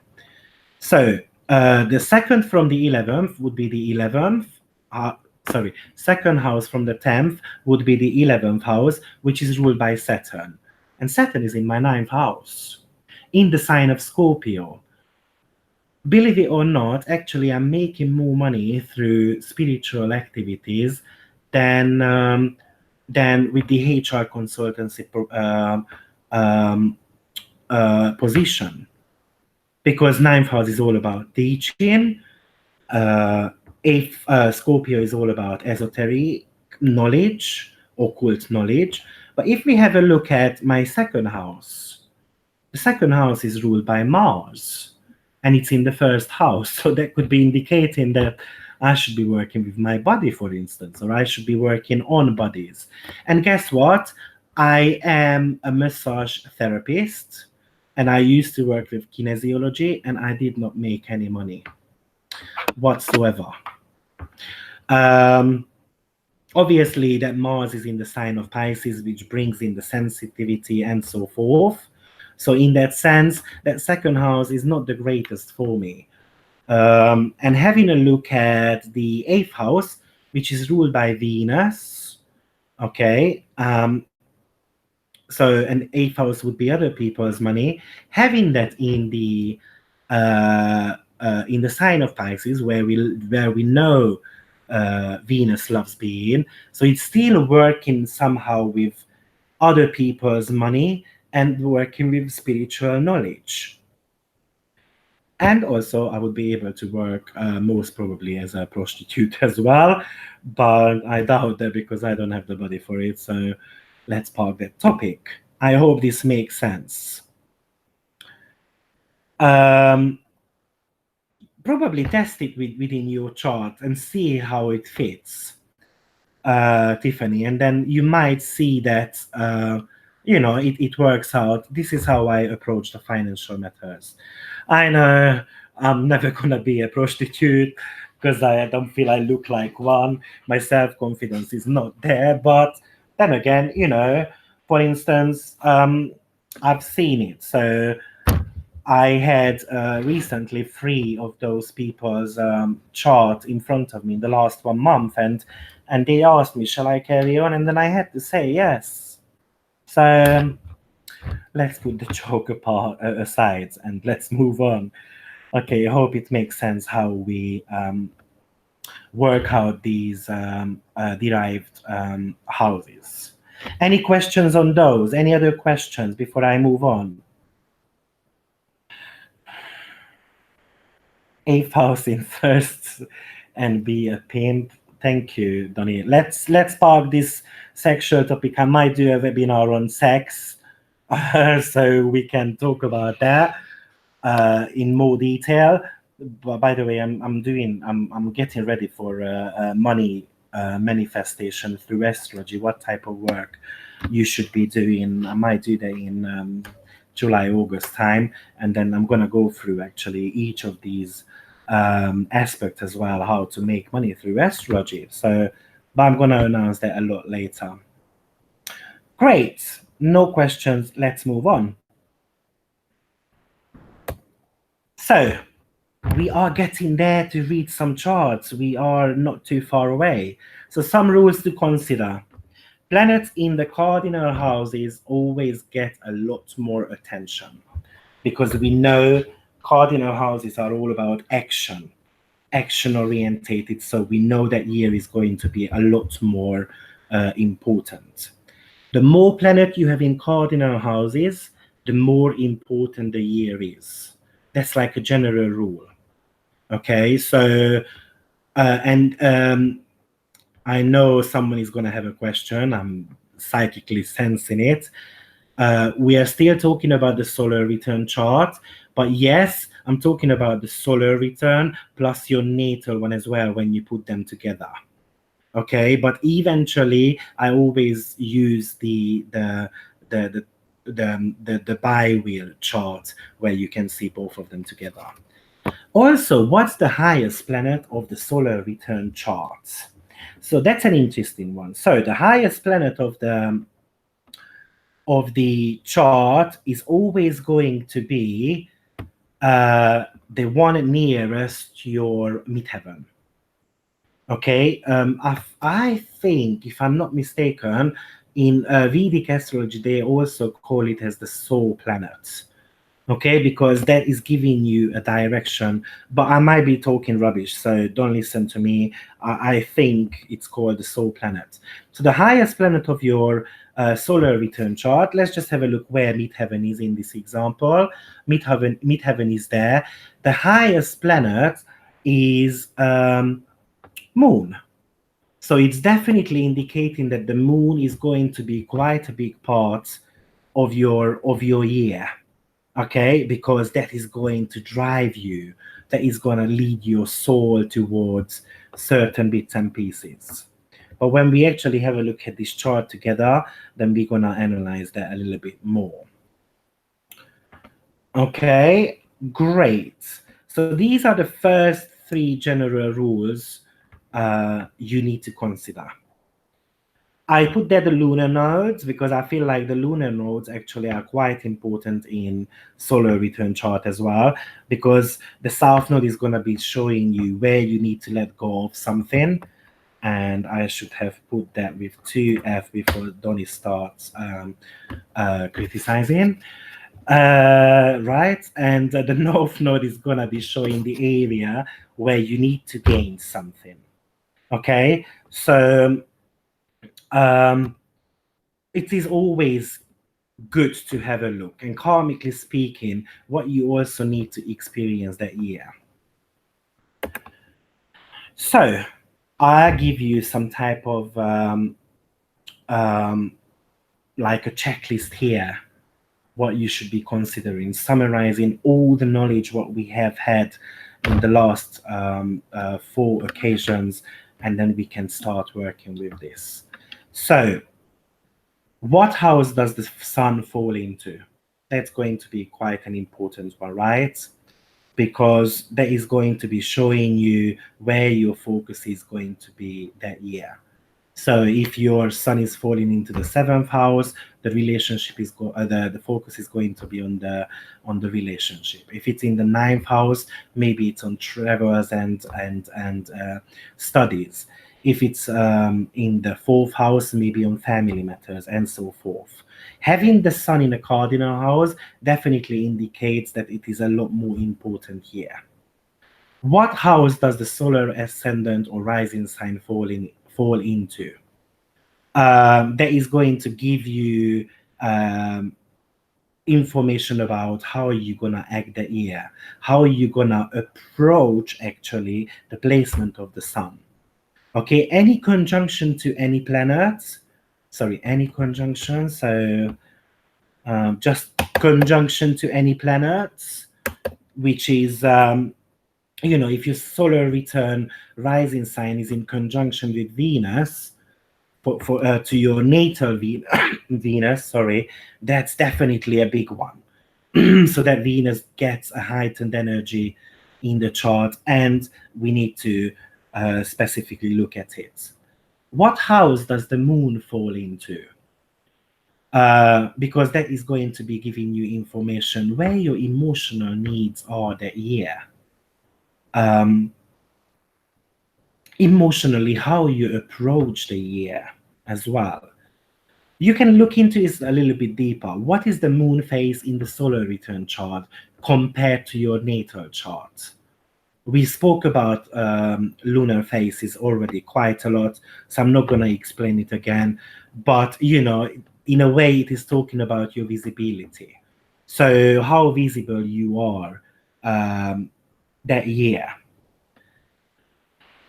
Is there a stellium in one of those houses? We know stelliums are so stelliums, in my opinion, is when you've got 3 or more planets in one area of life. I know some of the astrologers say it's 4.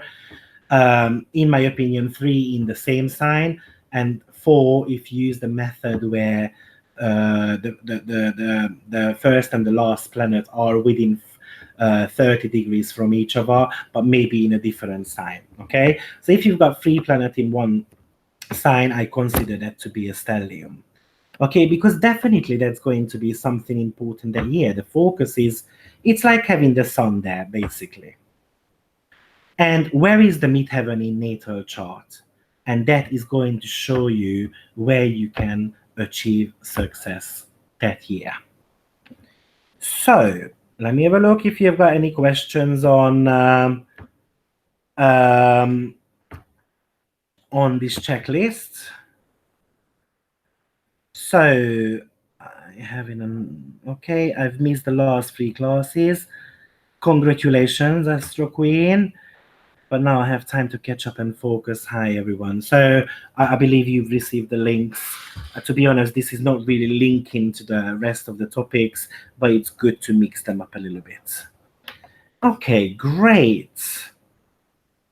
So no question on the checklist. Let's move on. We've covered that. So you guys like retrograde planets, I know. And how to approach the retrograde planets in the solar return chart. So first of all, one of the things I would say is I would only consider mainly Mars, Venus, and Mercury in the solar return chart. And the reason being is because, let's say, Jupiter is 30% of the year is retrograde anyway. Pluto is 50%. Saturn is a good 37% of the year is retrograde. So it is quite common to have these retrograde planets in your chart. However, having these inner planets being retrograde can be quite powerful. So, for you to understand what retrograde planets are, okay? Retrograde planets are when the planet is the closest to the Earth,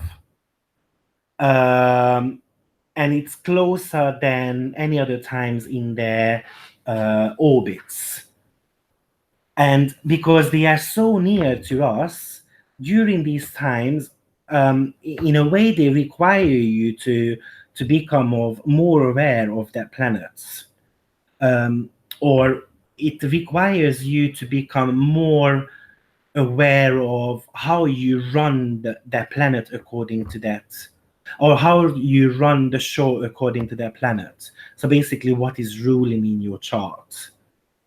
And I feel like you do need to look into the mirror both internally and externally as well when you evaluating this.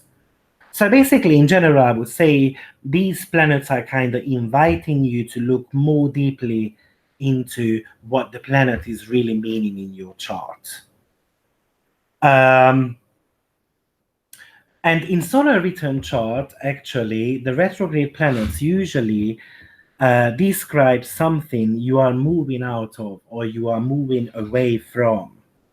So for instance, if you have a retrograde planet in the sixth house, then it can indicate that you are moving away from the sixth house meaning of the sixth house meaning, such as jobs and obligations, daily routines, and so forth. And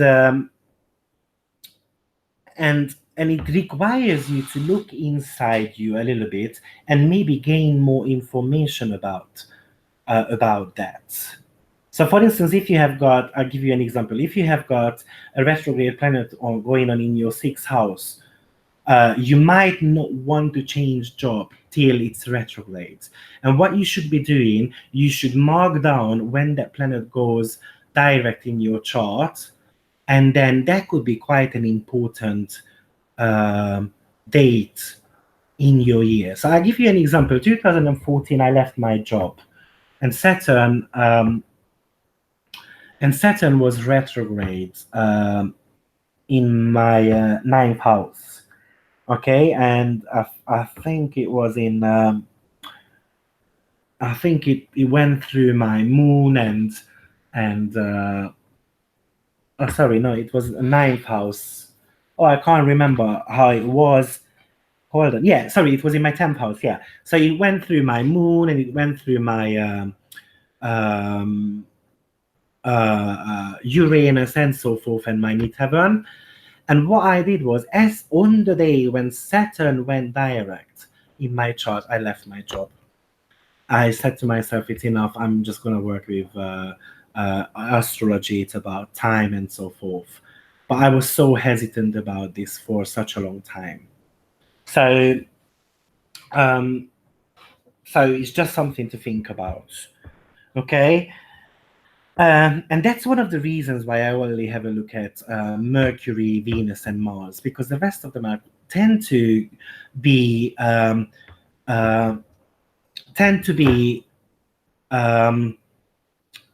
retrograde quite often. I'm not saying that it's not important when Saturn and Jupiter goes direct in your chart.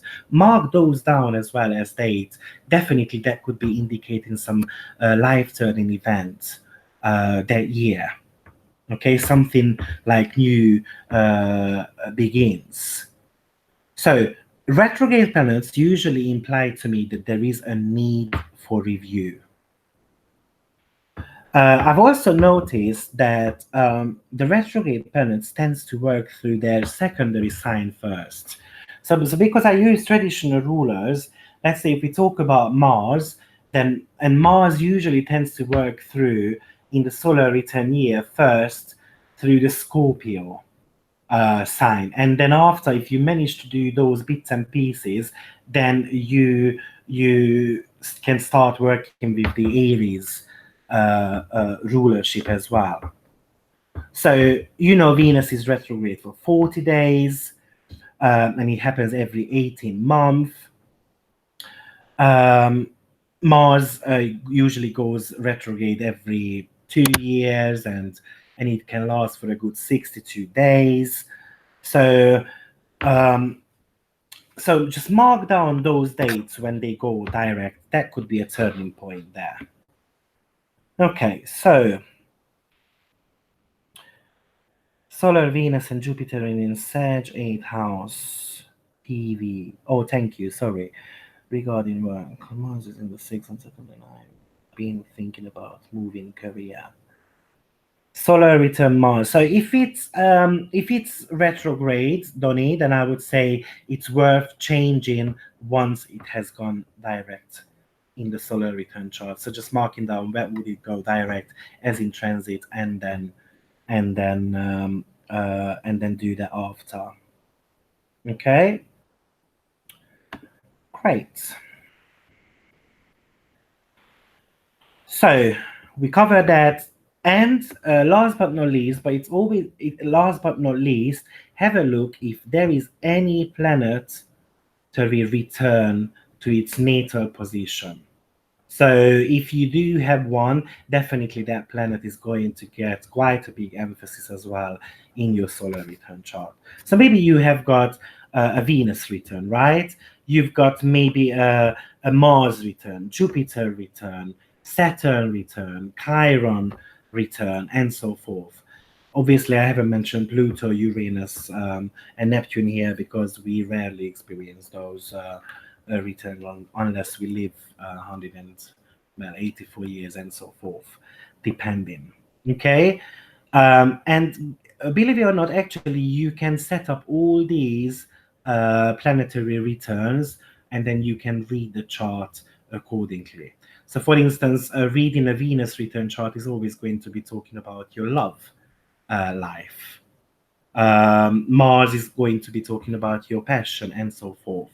Jupiter is going to be talking about whether you're going to be lucky in the next 12-year period and so forth. We can do another class on. I usually use Venus return quite a lot because obviously people are interested in relationships. So when we're talking about relationship critical changes in the relationship class and so forth, we're going to mention the Venus return there anyway. Great. Guys, any questions on solar return, which is not clear?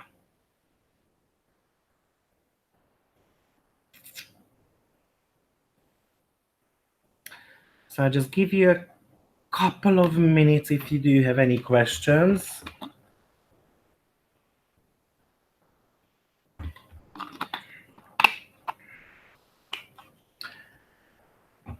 So Chiron conjunct my Sagittarius moon in the 2nd now. It is in the 8th in Aries. Now what? Okay, so now we're gonna go through some charts. So so maybe it's gonna give you a bit more understanding how exactly we do things and pieces with that checklist. Great. Okay, let's see. let's mix it up with, let's not mix it up with actually, let's just have a look at the chart, and then after I'm gonna mix it up with professional a little bit. So here I pulled up a chart, which is actually my chart, and that is going to be for 2007. So the first step, as we said, we're gonna have a look at where the solar return rising sign is. So you can see that the solar return rising sign is in Sagittarius. So we know Sagittarius is all about optimism, luck, travel, um, higher knowledge, and so forth. So this is going to be my approach for 2007. I'm a lot more optimistic that year, and the reason was actually because this year was after my operation, so I became a lot more my plastic surgery, and then I became a lot more confident in my own skin.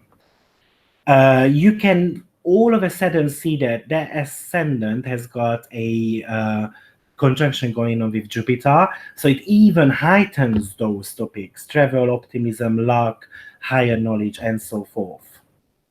So also you can see that natally that Jupiter is ruling my rising sign as well.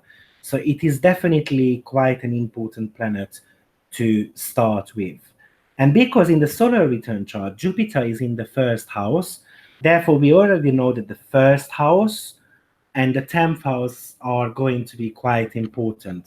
The reason being is because when you put the two charts together, the rising sign is falling into the 10th house. In solar return, obviously that would be the first house. And first house is all about me. The personal development becomes extremely important. And also you can see that the rising sign of the solar return chart is in conjunction with the midheaven.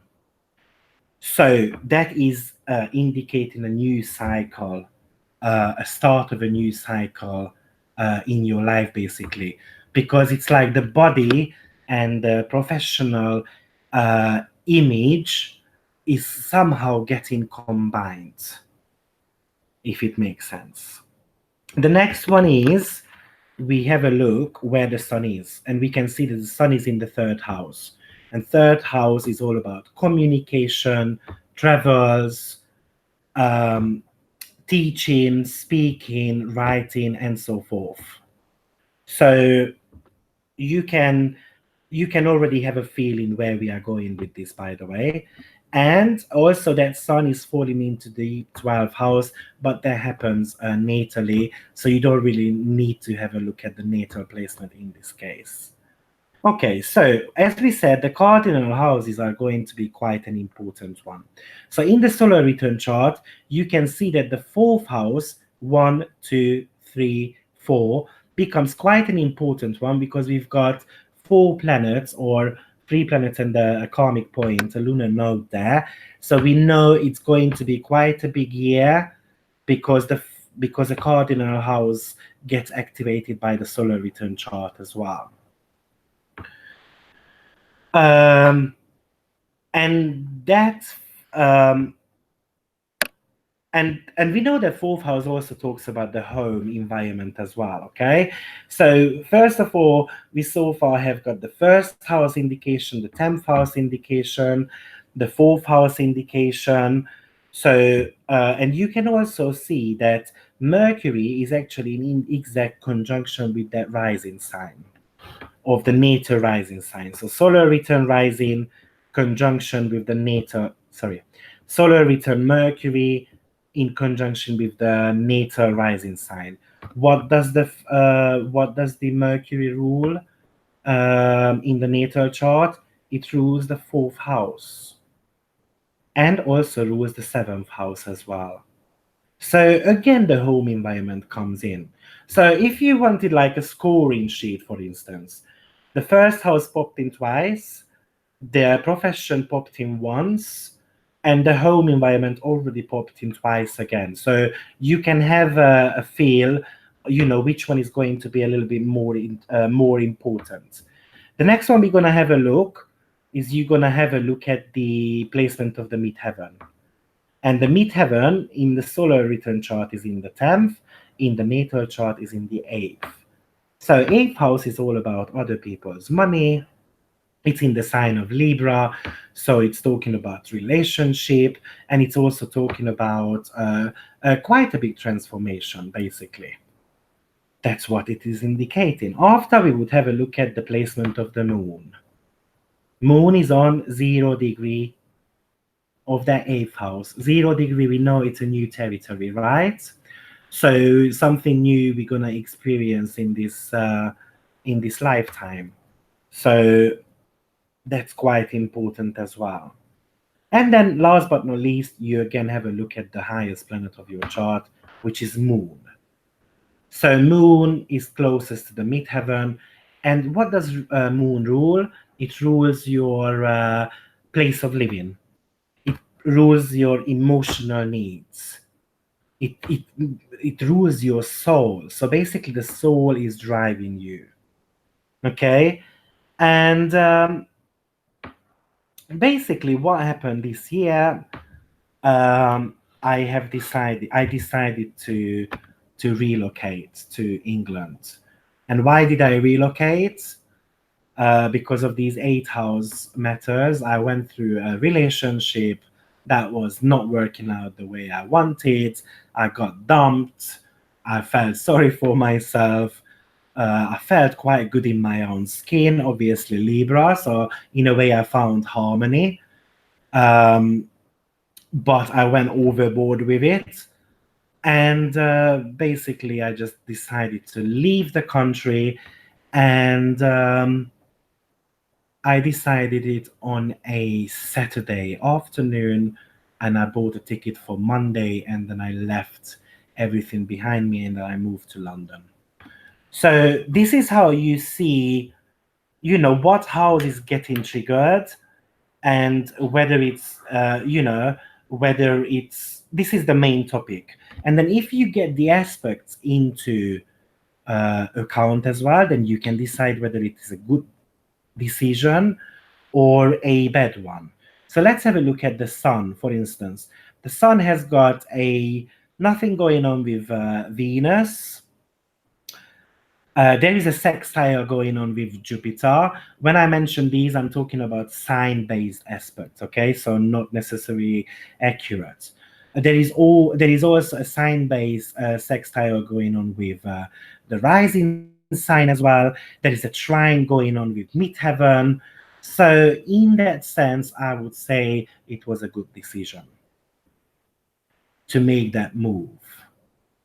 But if you have a look at um, from a different angle, um, you know, for instance, from the angle of the moon, it's on 0 degree. So that would be indicating that it's a new territory and I'm going to face some challenges emotionally.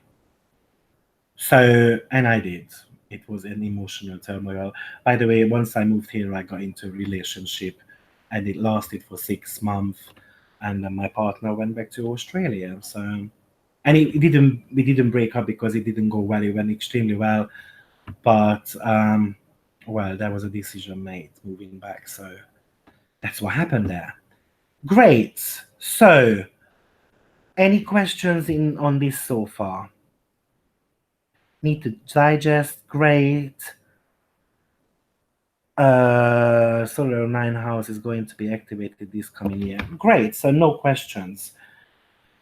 So it's just basically all I recommend here is to put together, the houses which get impacted that year. And then after, have a look at the aspects. And if those aspects are harmonious, basically, most probably you're going to have a good year. And if they are negative, too many opposition and square going on, then I would say you might face a lot more challenges than before. Okay? So that was the first example. So just once again, first of all, have a look at the rising sign, and that's going to be giving you the approach to the year. And in this example, the approach was very optimistic, and which could have had a little bit of a negative taste as well to it, because being too optimistic can actually indicate that the person might miss some steps along the way. Okay, Jupiter is definitely playing a big part because being in conjunction with the rising sign. Then, after you have a look at the placement of the sun, it's in the third house. So, third house is all about teaching and so forth. And by the way, the background I had in Hungary before I moved was basically I was teaching English at a language school. And on sideways, I was doing astrology and I was doing my massage therapy as well.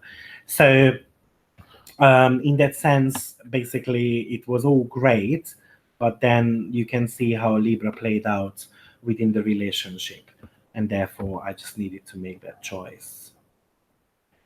Even if you have a look at the placement of Saturn, you can see it's in the ninth house, and we know Saturn is the planet of tests and what we need to experience. So I kind of had to experience, foreign countries and um, how to shine somewhere else. So in a way, it was quite comic. Also, if you have a look at the nodes, so as we said, the south node is always what you need to let go of, and that was in the seventh house. It's always opposite to your north node. So I needed to let go of a relationship that year, and the focus was definitely on myself and on my personal development, because that's in the first house. So anyway, I was a blockage to this relationship as well myself, whatever was going on in Hungary before, and most probably, energetically speaking, I wasn't giving out those vibes to make it even last longer. Great. Let's have a look. Any questions? Third house is also willpower and effort and decisions too. Yes. So definitely decisions. Um, Willpower, I'm not necessarily too sure. Decisions for sure. I'm not too sure about willpower, but the efforts belong here as well. Yeah, in that sense, yeah, it can be showing the willpower as well, because if you're making efforts, it can really describe whether you are mentally ready for that change or not. So yeah, I agree. This actually makes sense when I compare with the perfection year and Fedaria phase. They are all indicating the same houses will be activated. Exactly. So I'm going to bring up one more example before we get into perfection, and you're going to see how the two of them play in together. And that's the reason why I started at the beginning. Don't just rely on solar return charts. Have a look at perfection, whether it indicates the same. Have a look at progression. Have a look at third area, and you going if at least three techniques are combined and then indicating the same, it definitely indicates that something big is going to be happening. I have a big year, Capricorn ascendant. Yeah, we would need to see a little bit more on that chart, but yeah, Capricorn can be all about, especially with the stellium, all about professional success, striving towards those. So yeah, good luck with that. Hopefully, it's going to be a promotion, actually. Great. Let's see another example here. So that's what we saw. Okay, so we've got another example here. Yep. So this is a lady's chart. What we can see in the solar return chart, let me just bring it up a little bit so you can see it. Okay, so you can see that the ascendant is in Gemini. Actually, what am I doing here? Sorry. No, sorry. So the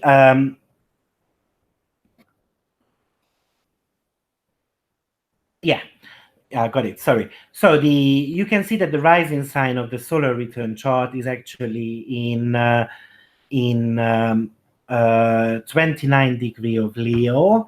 So it is falling into the 11th house, but it is extremely close to the 12th. So this is exactly when you would need to know your exact time of birth in this instance, because obviously this could be bringing up some type of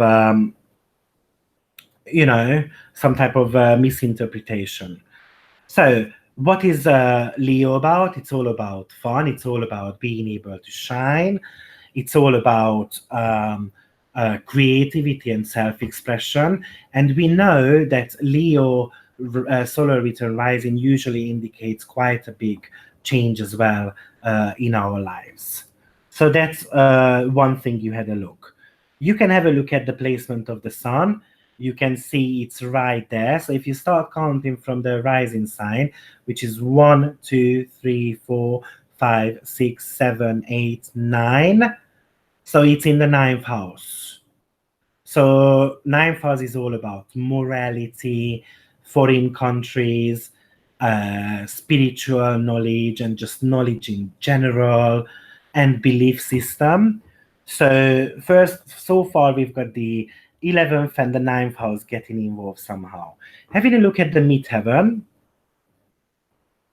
Midheaven is in the sign of Taurus, and that midheaven is actually in conjunction with part of fortune, and we know part of fortune can indicate wealth in the charts, and it's in the eighth house as well, which is other people's money, and there is also a stellium going on in that eighth house in this chart example. So definitely either the partner's money or just in general other people's money becomes extremely important. Having a look at the highest planet of the chart, where you can see that's Mars. So the person is extremely full of energies of being able to make money out of other people's resources because it's in the eighth house. So obviously it's in the solar return chart, it would be falling into the 10th. So that is indicating that this person wants to work, but she wants to work with other people's money. Okay, so also eighth house is the house of pregnancy. It also indicates that it is the house of occult knowledge. So we are somewhere in that subject. Um, Having a look at the oh yeah, we had to look at that already.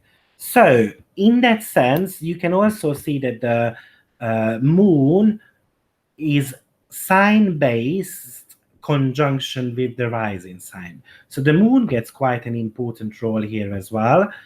And you can see that this person's visibility is extremely huge. Why? Because there is a moon and sun opposition going on. So basically, there is a full moon going on. So the person is extremely visible, and that is make that Leo rising sign a lot stronger. So, in that sense, what happened to this person was basically, I've already given away the example before, but she received plenty of money from her boyfriend. She managed to buy a BMW 5. She managed to buy a 2-bedroom flat within the same year. The guy was a millionaire. We can see when, as I said, the eighth house can be indicating what type of partner you want. Have a look.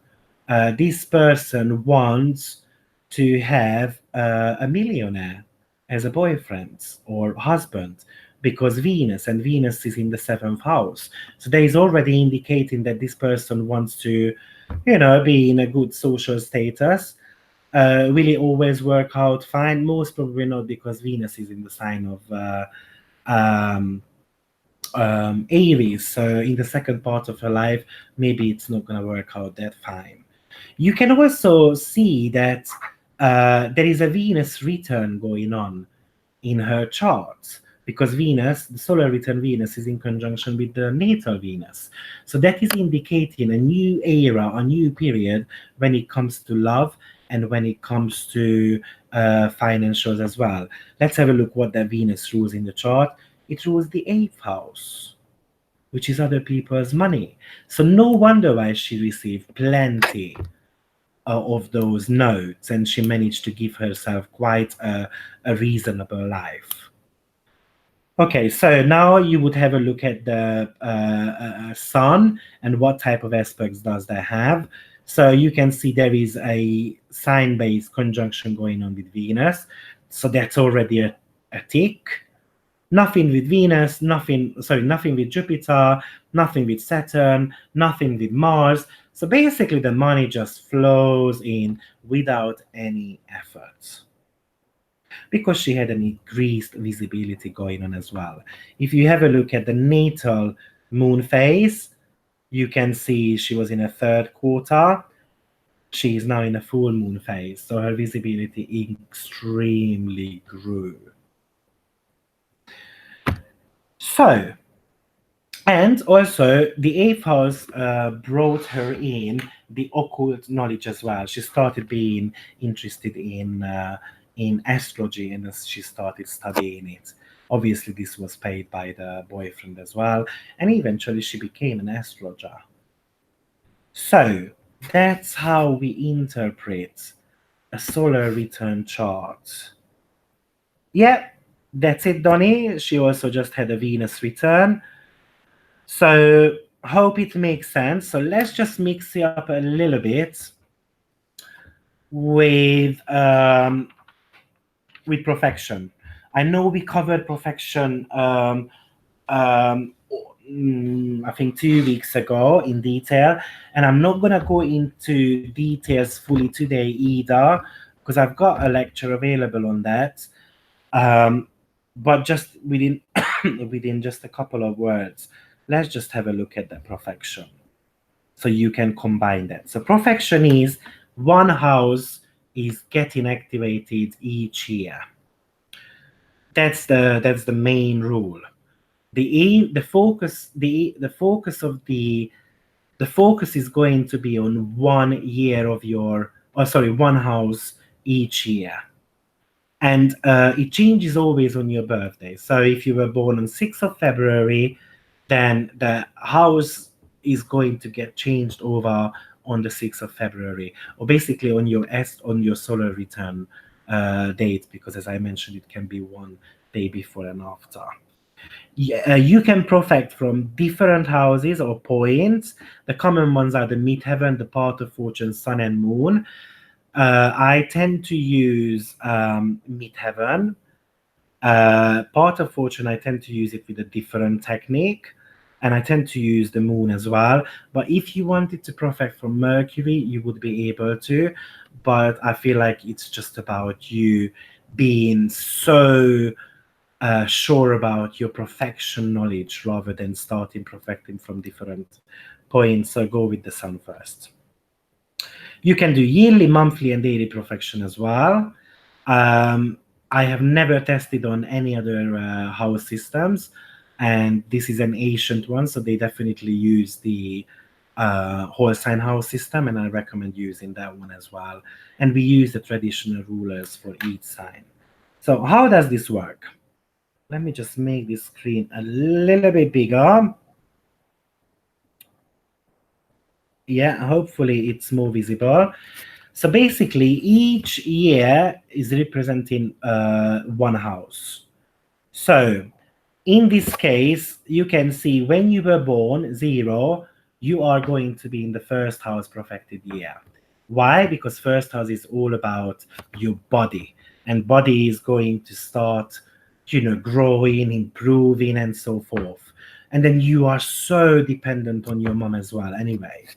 Okay, and then this gets repeated every 12 years. Where's my mouse? Here. Every 12 years, because you've got 12 houses. So you start on 0, and then the second house is going to be 1, 2, 3, 4, and so forth. And then you get back to 12 when you start again this first house profected year. You can ask the questions and you've got every single right. So does it mean that every single year the same is going to happen to me? No, because your solar return chart every single year is going to look different. Okay, so it is showing some type of repetitive themes, but it's not going to always bring the same topic for you, because obviously the sun is going to be in a different house, moon is going to be in a different house, and so forth. So when you want to know what profected year you are in, you just get this profected year chart out. You know that you are currently, I'm currently 36 years old, so you can see that I am in a first house profected year. And on my birthday, on the 6th of February or 5th, whenever the solar return happens, I'm going to get into the second house profected year. So what you do is you're going to analyze that house in depth. You're going to have a look at the condition of the natal ruler. So let's have a look at an example. So yeah, let's have a look at mine most probably.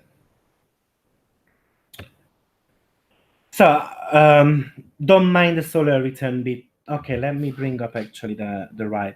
This is a good chart. So that was in 2007. So in 2007, 83, I was 24 years old. Brilliant, because I was in a first house profected year. Okay, so what happens here is you have a look at the ruler of your first house. In my case, it's Jupiter. Okay, Jupiter is in the sign of Sagittarius. We like that because Jupiter is at home.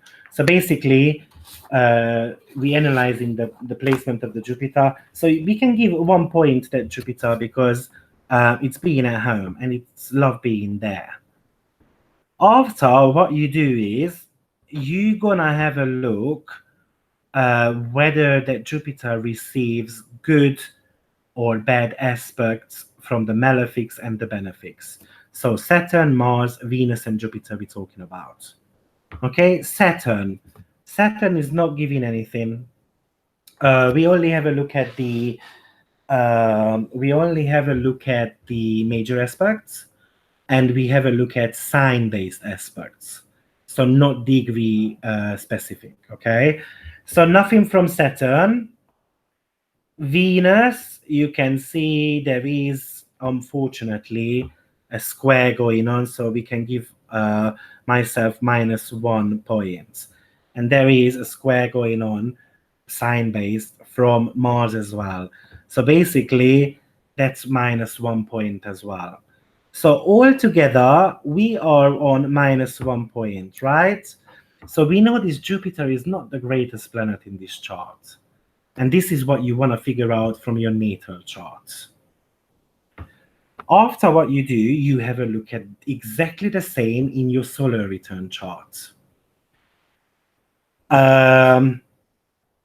In the solar return chart, Jupiter is in the sign of Sagittarius. So we can give myself 1 point. That's great. We can see Mars is not hurting it. I had a Venus return that year as well. So there is a square going on. So we can give myself -1. And then we just need to have a look at the placement of Saturn. Saturn is in a fire sign, trining that Jupiter. So basically we can give myself 1 point extra. This is how the profection works. If you want to complicate it a little bit more, then go ahead. Have a look at the sun. As we said, have a look at the rising sign of the solar return chart, because basically you want to combine these two together, right? And eventually have a look at the highest planet of the chart, so the nearest one in the solar return chart to the midheaven. And if you have got any returns going on, for instance, or any planets near your rising sign. So this is what we're gonna analyze now. So by sign, there is Where is that moon actually? Moon is on 0 degree. Yeah. So you can see that by sign there is a sextile going on from the midheaven. So definitely we can give +1 point there. There is by sign a sextile going on from moon as well. So we definitely can give 1 extra point there. You've got a sextile going on from the sun. So definitely 1 point. Again, nothing from Mars. That's it. So if I add this up, I've got 4 points against -1 in the natal chart. So you can already say that the quality of life of this person has changed for the better. And what house is involved here? You've got the 10th house involved, the first house, and the fourth house, as we discussed previously. So that is indicating how good decisions are made moving to London back in the days. I did not base my decision on astrological alignment, so it's quite interesting to have a look at actually now. But astrologically speaking, it seems to be an extremely good decision, and I've got a lot better quality life, to be honest. I feel happier and so forth, especially that a couple of years at the beginning, it was just great. Okay, so I hope this, guys, is understandable. Any questions so far?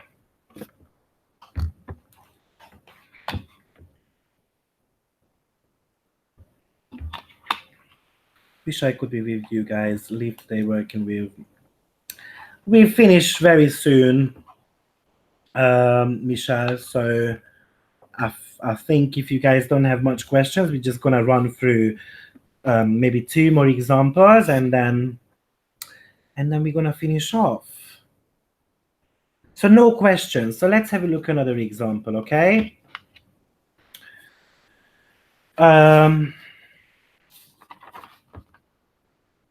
Where is that one? I brought that up there. Okay, so you've got a chart going on here, 1974, September the 18th. So this is one of my clients, and I received permission to put her chart on. So the first thing we're gonna have a look is just a second. That's not the chart I wanted. Sorry. I think. Yeah, that's the chart I wanted. Yeah. So this person is was born in 1977, 5th of May. So happy belated birthday. 8:55 a.m. In Tottenham. So the first thing you can see is that the rising sign is in Gemini, and it's in the 12th house. So Gemini, we know it's a social circle, sorry. It's all about building new relationships, being quite active and fuzzy. But it's quite interesting as well that at the same time, this is falling into the natal 12th house, which is talking about retreat and being in the background. So it's going to be interesting to see how this year falls out for this lady. You can see that the Venus is on the rising sign. Venus is the planet of money, planet of love. So that is definitely going to get quite a big, importance in this chart. And if you have a look, actually, that Venus rules the 11th house, which is the house of friends. Also, it rules the, as we said, the salary as well, in a way. And yes, the next one you have a look at is where the sun is in the solar return chart. You can see it's in the 12th house. Rising sign is there. 12th house is there. So you can see again a 12th house is getting an importance here. Next one you're going to have a look at is the midheaven. Midheaven is falling into the 8th house, which is actually the 12th from the original midheaven. So you can see that the importance here is the 8th and the 12th house is very, very strong. And because the midheaven is in the natal ninth, so the natal ninth is somehow is indicating already that lifestyle and changing the perspective, it's going to be quite important. The solar return chart midheaven is falling into the 8th, which is talking about transformation and trust and gut feelings and so forth. The highest planet of the chart is Mars. And therefore, that is showing the desire, that is showing passion and readiness and drive, sexual drive. And what does that Mars rules in the natal chart? It rules the 5th house. And remember, we said in the solar return chart, it usually brings in the secondary sign rather than the first one first, because we need to experience that before we go for the bigger one. And obviously, the primary sign is going to be always the bigger one. So, what happens here is that now the 5th house is going to be in activation. So this person is 41 years old in 2018 on 5th of May. And 41 year is a perfected 6th house year, right? And the ruler of that 6th house is Jupiter, which is in the natal 12th house. So again, we've got a very strong 12th house indication going on here as well. And 8th house is all about the losses, all about isolation. And you can also see that the Jupiter is quite amplified. The reason being is because there is this ascendant and Venus conjunction going on with that Jupiter. So, I would love to see, guys, if you can guess what happened to this person.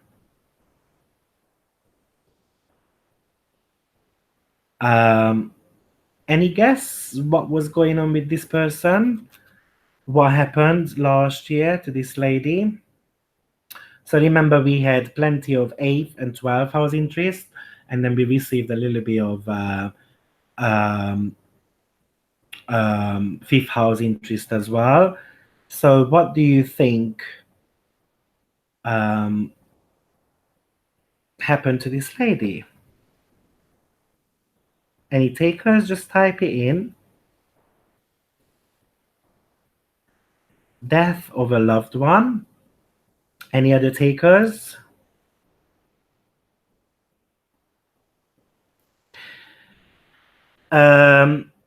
Pregnancy. So why do you think it's death of a loved one? I understand it's 8th and 12th house, but how would we combine that with the 5th?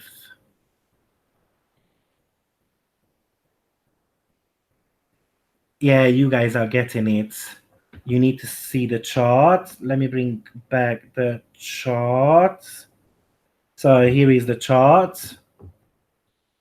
So we went through all the steps in the checklist. You can see a very strong 12, a very strong 8th house interest going on. By perfection, the 6th house got important, which is all about health and work. And the ruler of the 6th house is in the 12th, so we are back to isolation.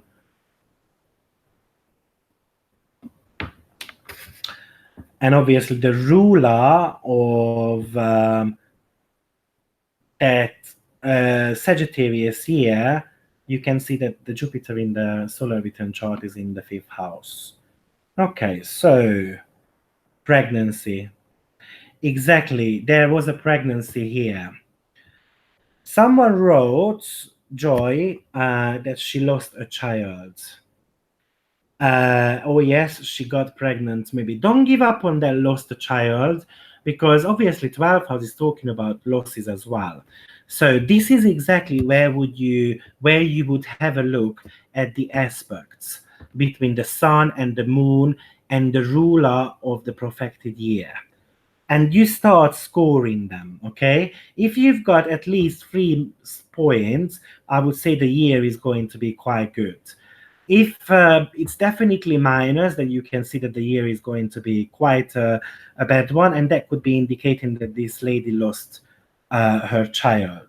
So let's have a look if how did this work out. So solar return chart. What we do is um, so perfection.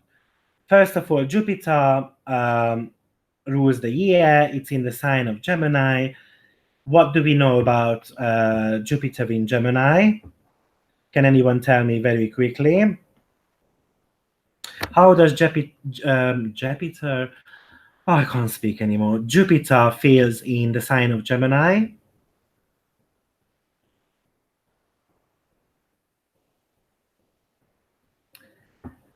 Let's see. So, how does it's in four? So, basically, it's not feeling too well, right? So, therefore, we already give in a -1 on the for that Jupiter because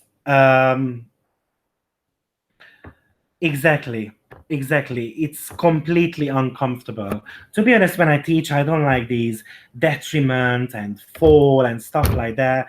It's all about feelings. Does it feel good or does it not feel good? And basically, that Jupiter is not feeling good in the sign of Gemini.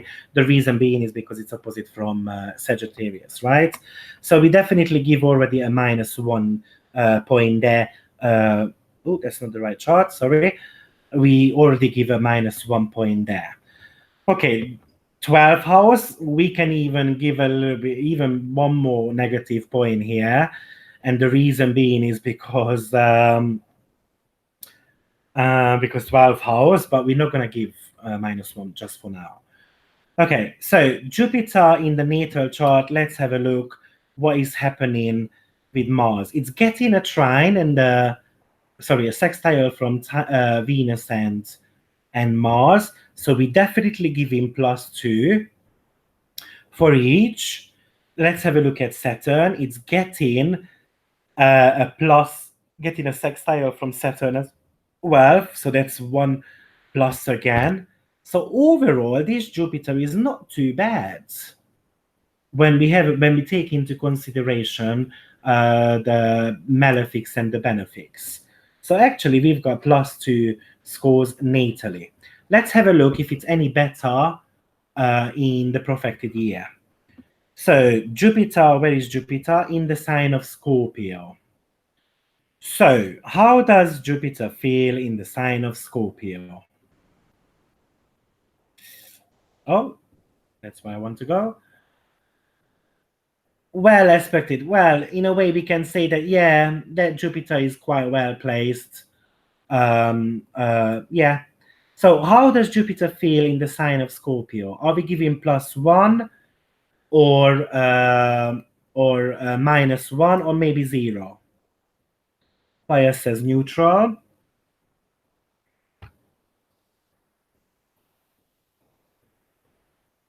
Jupiter is so in Scorpio. I agree. It's so.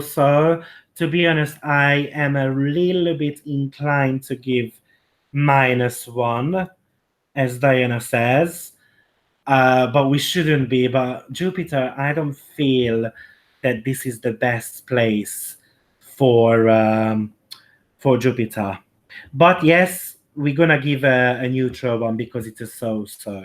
Okay, but I am inclined. I do get your pain with the -1 as well, to be honest. Let's have a look at the aspects. You can see sign-based sextile from Saturn. sign-based sextile from Mars. So that's definitely already 2 points. Venus, nothing going on with Venus. So now in the natal, that Jupiter is 2, in profection is 2 points as well. So we are nowhere near. So it can indicate that, yeah, we are quite in balance. So now we have a look at the sun. You're going to have a look at the midheaven as well and the highest planets. Okay, the highest planet is Mars. You already given a mark. You have a look at moon. There is a sextile going on there. So that's a +1. And Venus we've already marked off. So that's great. And sun, where is sun? There is an opposition going on between Jupiter and sun. So that's again -1. So basically +2 if you calculate it this way. So basically you guys got it right. It was about pregnancy because we are on the same point. There was no loss of child, but it was a risky pregnancy and she was quite close to lose that child. Basically, that's what happened there. So you guys got it quite spot on. This is how you should be combining profection and solar return chart. What about moon for pregnancy and fertility? Very good question. Okay, so first of all, you're always going to have a look at that's another one. So she had been trying for quite a long time actually to get pregnant, because imagine we're talking about someone who is 41 years old.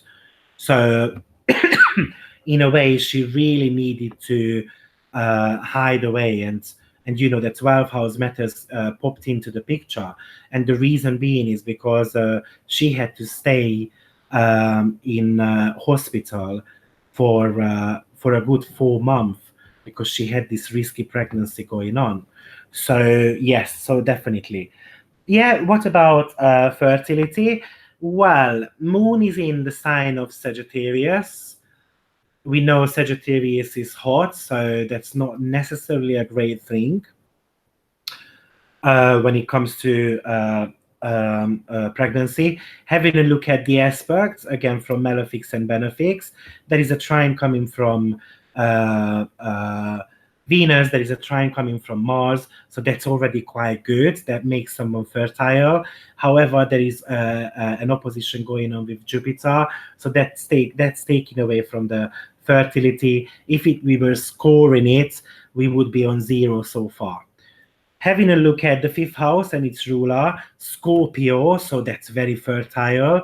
You can already give 1+1 score there. Having a look at the placement of Mars, have a look. Mars is in its own home sign, so you can again give +1 score there.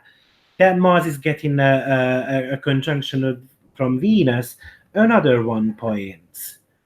Saturn, what does Saturn do in the natal chart? Oh, trining that Mars, another 1 point. So you know what? This person is quite fertile.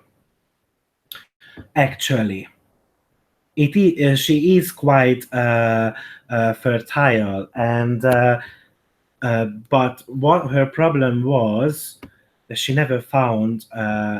That's not me. I'm never gonna get pregnant, most probably. What her problem was that she was a late bloomer. Have a look at the 7th house, Saturn. Saturn is ruling her 7th house, and therefore that already indicates that maybe the major relationship comes a lot later in life. The ruler of the Saturn, the ruler of the 7th is actually in the 2nd house in the sign of Leo, and Leo is too proud. So this person really wanted career first before actually she wanted to settle down, and I feel like psychologically speaking, that was the trigger here why she couldn't find her partner.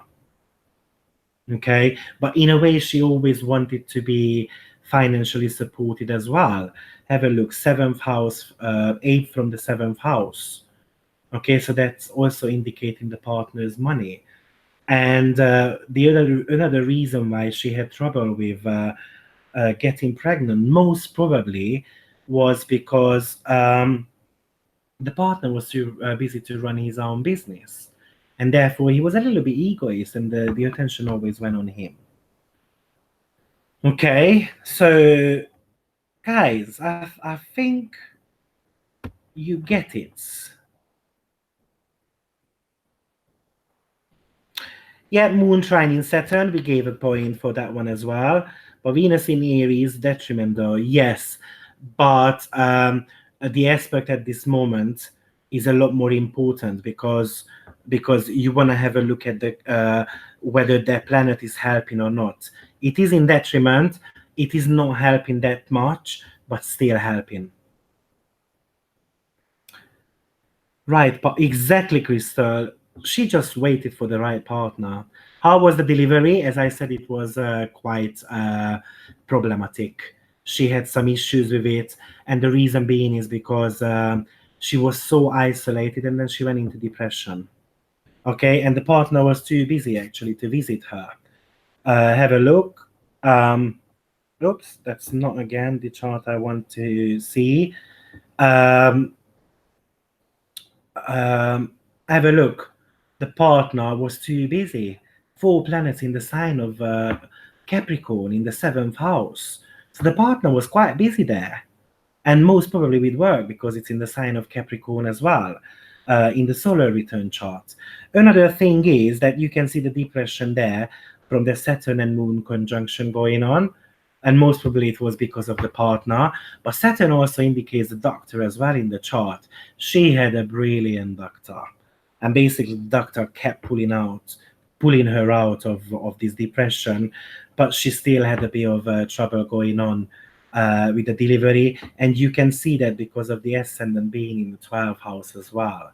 So I'm not too sure exactly how you went. I can't remember, but there was a little bit of an issue.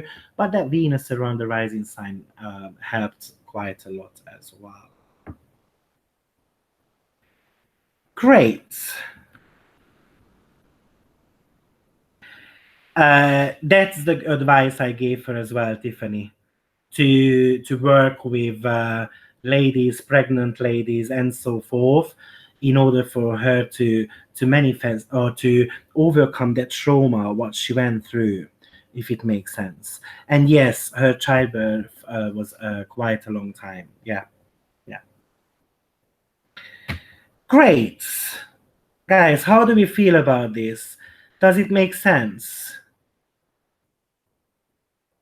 And obviously, yeah, she was older as well. I mean, she was 41 years old, so obviously that's not a great age. But then again, you know what? I feel like if she wasn't depressed, most probably it would have been a lot easier delivery for her.